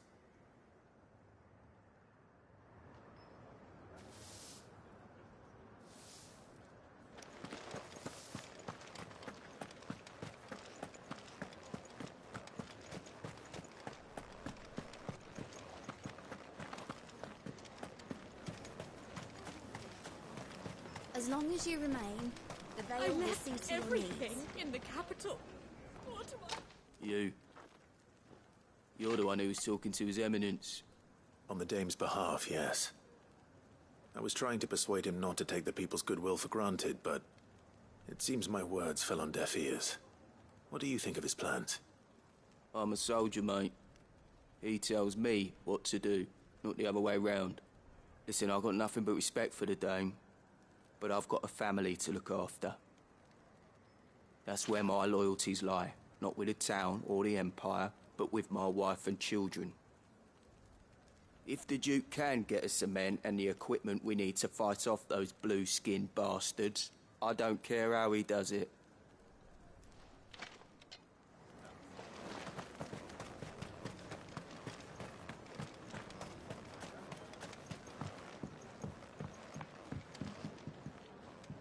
I hear the Duke of Oriflamme plans to turn this town into some sort of fortress. Do you think that's a good idea? It's not for me to say. All I know is that unless the Emperor orders me otherwise, His Eminence's word is law. Look, no one likes all these taxes and tariffs, but empires don't come for free. Once Sanbreque is back on her feet, we'll all reap the benefits. Let's see what Philippe makes of all this.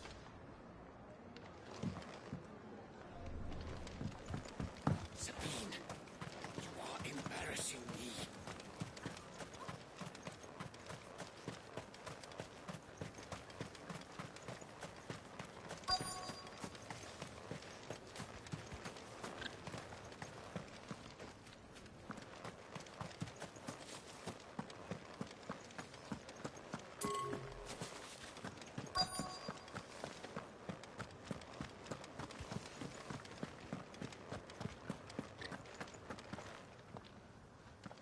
Captain, do you have a moment? For you? Certainly. Clive, wasn't it? Thank you for last time. How can I help you? I wanted to ask you about the Duke of Oriflamme. Do you intend to go along with his plan? But to tell you the truth, I'm in two minds. It's my sworn duty as a captain of the Imperial Army to obey his orders. But I can't say I agree with him. Philippe, I remember you saying that you became a soldier to protect the people you loved. The Dame included. That's right. I did. Well, she doesn't agree with the Duke's orders either. She thinks they could tear Northreach apart.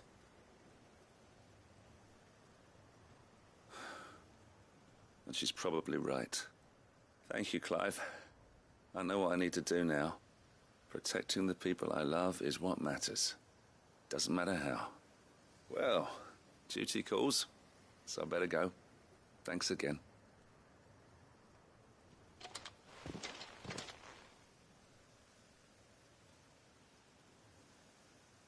It seems Philippe wants to do the right thing at least. I expect Isabel will be pleased to hear that, if nothing else.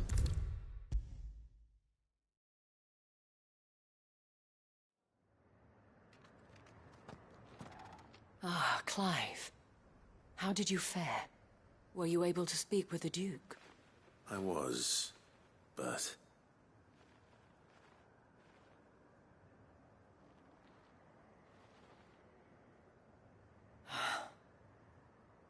So Northreach is to be a fortress after all. Well, it will certainly help to hold back the thralls. There's no denying that. Though I doubt it will come as much consolation to the townspeople whose worldly goods are confiscated to pay for it. They deserve to be heard, Clive. To have a say in this new empire the Duke means to build. Sadly, His Eminence values their obedience more than their opinions, and hopes to reassert the authority of the state. I fear he sees the people as mere pawns on his chessboard to be sacrificed for the greater good. Needless to say, they themselves are of a different opinion, and would rather their destinies were in your hands. The soldiers, meanwhile, are content to follow their orders. And not just because of the Duke's rank, but because of his vision. I thought as much. Had I sworn to protect Sanbreque, I dare say I too would want nothing more than to see it rise from the ashes. Thank you for trying. But the battle is lost. I don't know about that. What happened to your uniform? I handed it in, along with my resignation. Told the lads I wished them well, but that I owe it to those I love to call it a day. But why? Because I realized what really matters to me. Not following some nobleman's orders for the sake of it, but protecting what I care about. Protecting Northreach. I honestly don't know when those monsters will return, but I'm certain they're not finished with us yet. And when they do come back, we need to be ready for them. We need to stand together, all of us. And with you to lead us, milady, I reckon we can do it. It was you who finally convinced me, Clive. There's no point following orders if they go against everything you believe. Indeed. All of us, standing together. That has always been Northreach's best hope, and one which still lies within our grasp. We have only to turn our attentions to the true enemy. Thank you, Philippe, for showing me what I must do. Anything for you, milady. Speaking of standing together, would you mind if I borrowed a few of the lads from the Vale to help keep watch around the town? I fear His Eminence has loftier tasks in mind for the guard. Not at all. Be my guest. Wouldn't be the first time.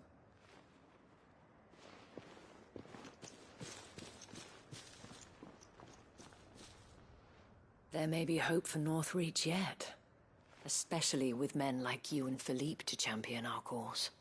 I, for my part, shall continue to work upon the Duke, in the stubborn belief that I might still tempt him into joining hands. But I suspect I shall have to call upon your aid again. Until then, Clive. Until then?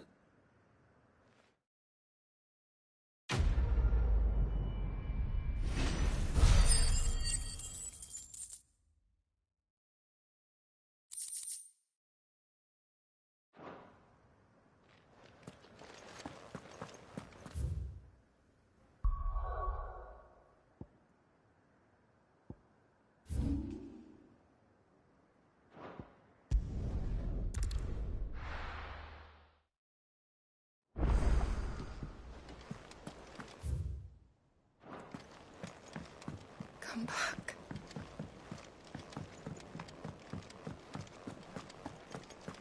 Oh, don't tell me we've run out of peppy or nuts and all. Thin these days. Oh, what do you expect?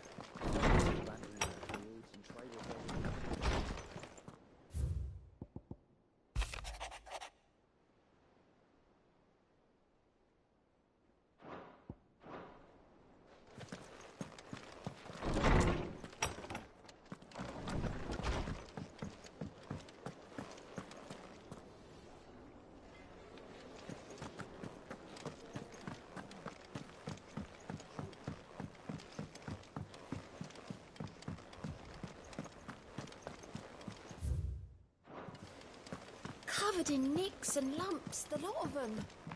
It's a wonder they can still walk.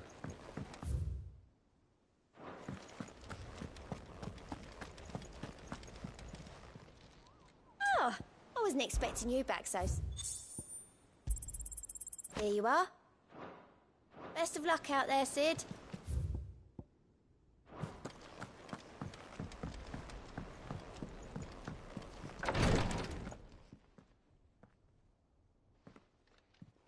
How are you feeling, Joshua?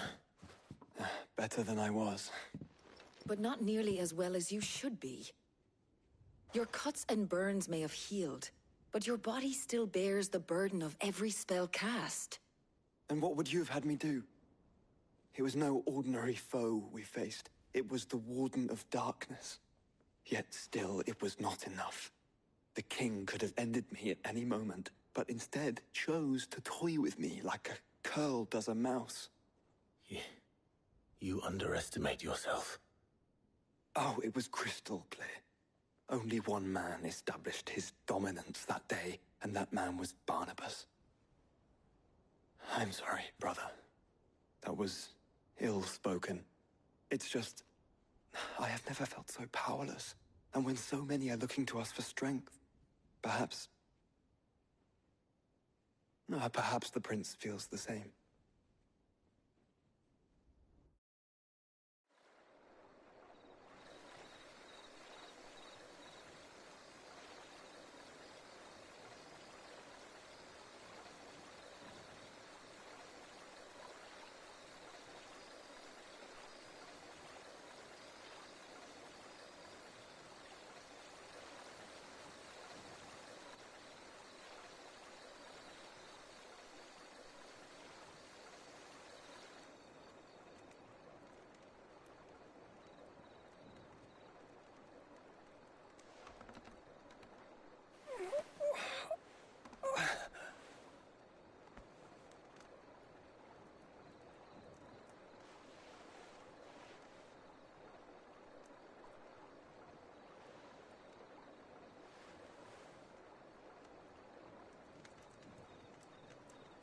What is this place?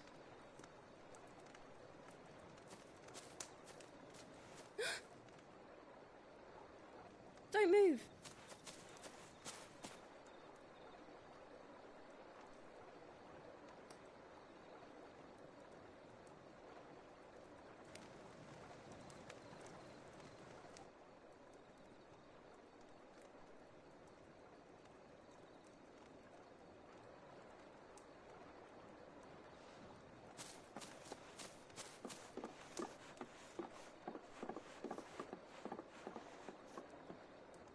Here, it's fresh from the well.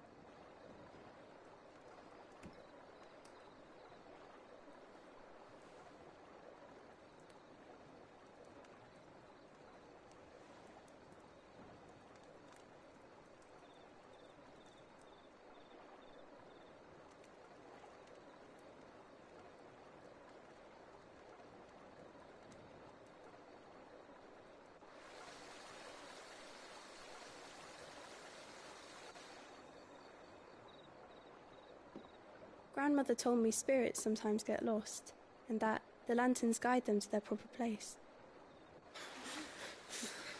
I set one on the river for her when she passed away.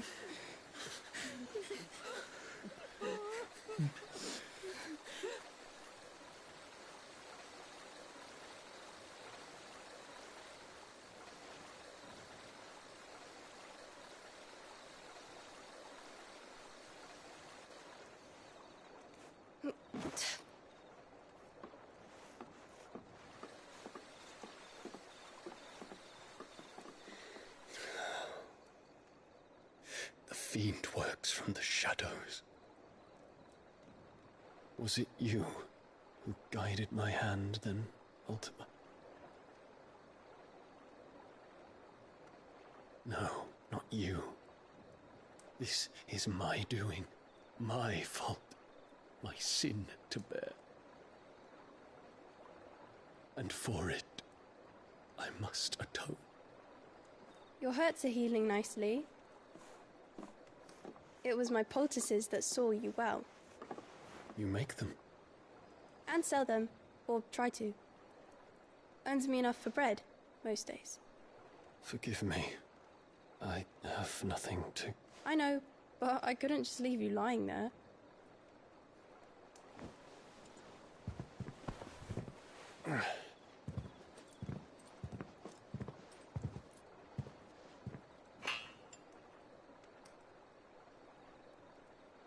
You're going then? Of course. I'm healed. Thanks to you and your poultices. Will you promise to come back and visit?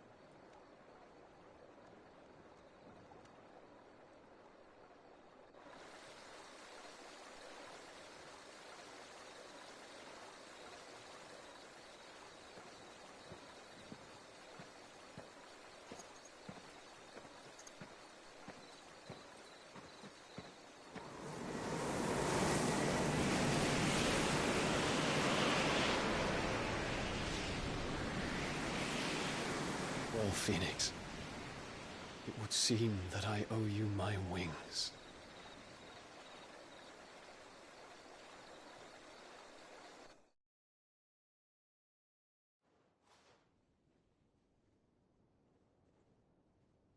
Perhaps he can find an answer. You will be returning to Waloed soon, I gather. I see no reason to wait. Then neither do I. I can think of a few, but I doubt they'll stop you. You will take your medicine. Of course, Lady Tyr. Set on leaving already, are you? How long will it take us to get back to Ash? Dunno, about the same amount of time it took us to get here. Maybe less, if your uncle can find someone trustworthy to patch up the Enterprise. All depends on where we're putting into port, mind. Yes. It's not as if we can put ashore wherever we choose. We have to assume that the whole of Ash is hostile, and that we'll be attacked on sight.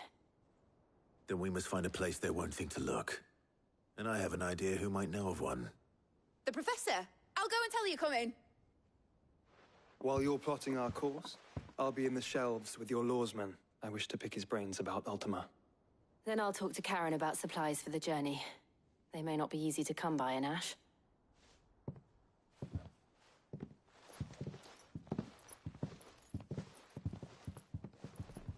Your brother's body won't take much more of this recklessness. You know that, don't you? I do.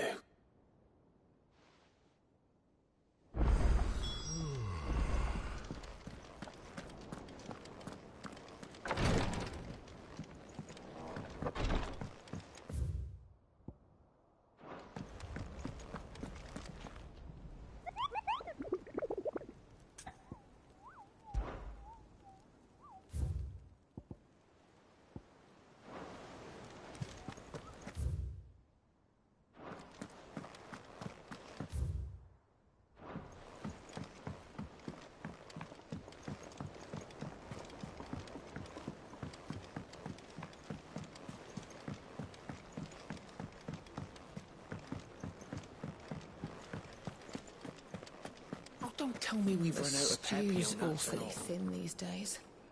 Oh, what do you expect? Farmers are abandoning their fields and traders their roots. So what we have now comes from...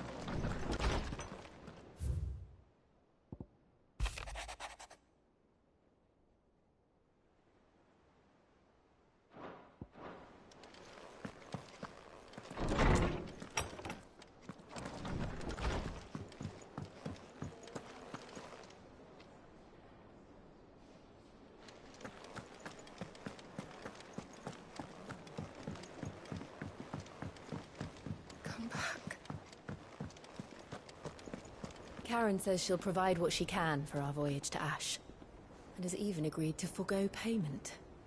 Until our return, that is. Covered in nicks and lumps, the lot of them. It's a wonder they can still walk. Still say it were a compliment. Say it all you... Ah, Clive. I was wondering when you'd arrive. Please tell me you've come to take our young prodigy here off my hands. I'm not here for Mid. I need information on Ash. Then why not ask Molly if you can look in one of her ovens? Go on. As soon as the Enterprise is ready, we'll be setting out for Drake's Spine. And we're going to need a safe place to land. Preferably one that won't see my ship blown to shit and splinters. If it were that easy, do you think Waloed would have resisted invasion for so long?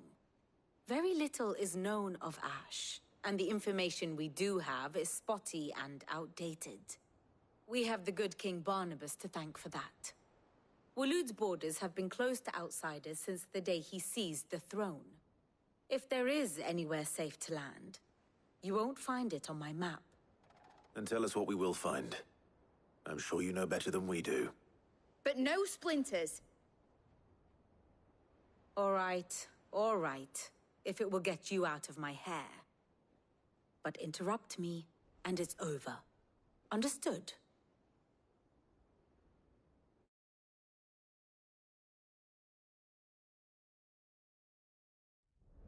Barnabas Tharm.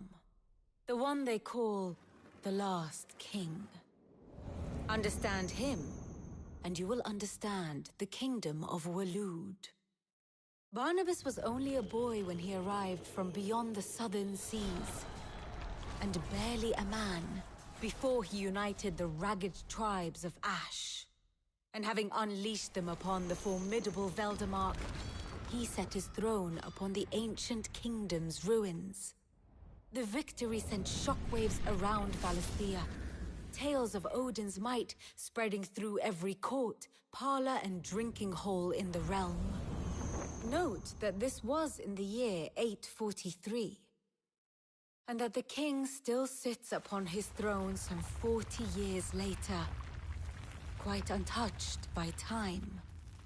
Waloed's recent inaction left many wondering if Odin had lost his appetite for war. And yet here we are. The Einherjar was committed to the fray, a bold declaration of intent. Orcs swarm around Drake's Fang, and throngs of Akashic haunt Canvas streets. Though how precisely the havoc they wreak serves Waloed remains unclear. Regardless, if the order to attack truly came from King Barnabas, then one thing is certain. Waloed has achieved the impossible, and made bedfellows of beastmen and the ether-addled alike.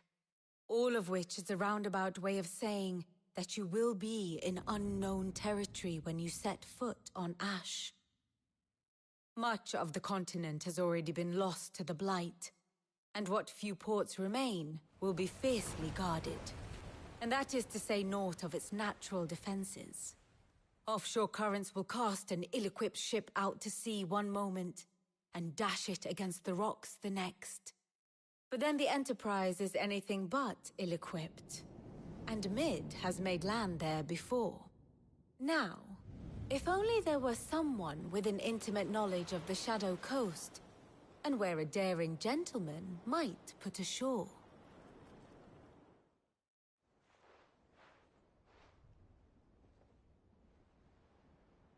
You see, Clive, you had the answer all along.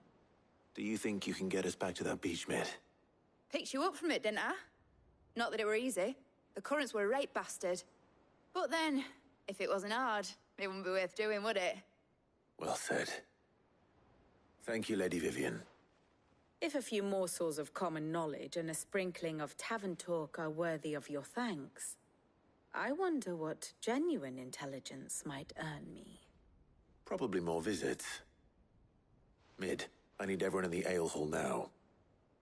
I'll fetch Joshua from the shelves. Aye, aye, Captain.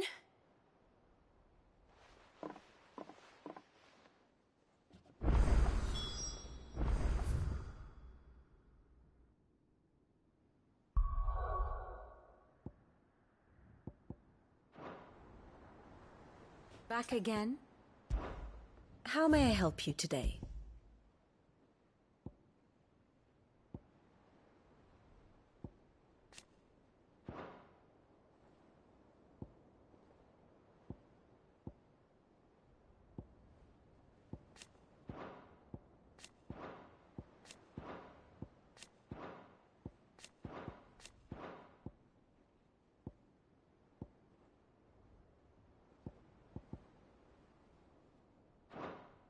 Study it well, Clive. Very good.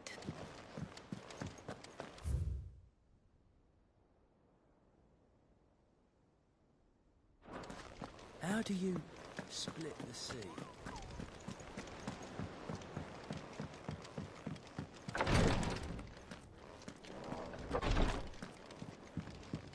Please, Your Grace, stay strong. Ah, my Lord Marquis. It was the great... But now, so I bid you. Your companions are... I must... But I see... Yote, is anything the matter? You seem troubled. Perhaps I might be able to help. My lord. Yes. Perhaps you might. It's your brother. His condition continues to worsen, though he does his best to hide it. The lesion on his chest pains him more with each passing day. I had feared as much. There are certain elixirs which can ease the suffering of those afflicted by the curse, but... But His Grace's case is severe. The drafts I have been able to prepare for him thus far have ceased to have any real effect. So I consulted with Talia and certain of my comrades among the Undying about the possibility of finding something stronger. And thankfully, a recipe was found.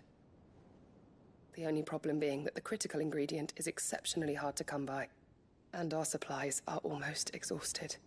Unless we can secure more soon, your brother's anguish will likely become unbearable. My lord, I know that I have no right to make demands of you. But would you help? For Joshua's sake. For Joshua? Anything. Thank you, my lord. So, what is this critical ingredient? A rare herb by the name of stonerwort. It grows only where the ether is densest. The vigor it stores in its stems helps to counteract the curse. We discovered a patch near the aqueduct in Rosaria. But alas, yet more ether has erupted from the earth there recently, leaving the whole area flooded. The search continues for a new source. One that we might reach without being turned. So it's only that you can't reach it? The stonerwort itself is unharmed by the flood? Well, yes, but... Then I shall go in your stead. But, my lord... You've yet to find another source, correct? So for now, the aqueduct is our best hope. Besides, I'm a dominant. The ether can't hurt me. Well, if you're sure, my lord. Stonerwort is easily identified by its blood-red blooms. Search around the aqueduct, and you're sure to find some soon enough. I shall remain here and prepare the other ingredients.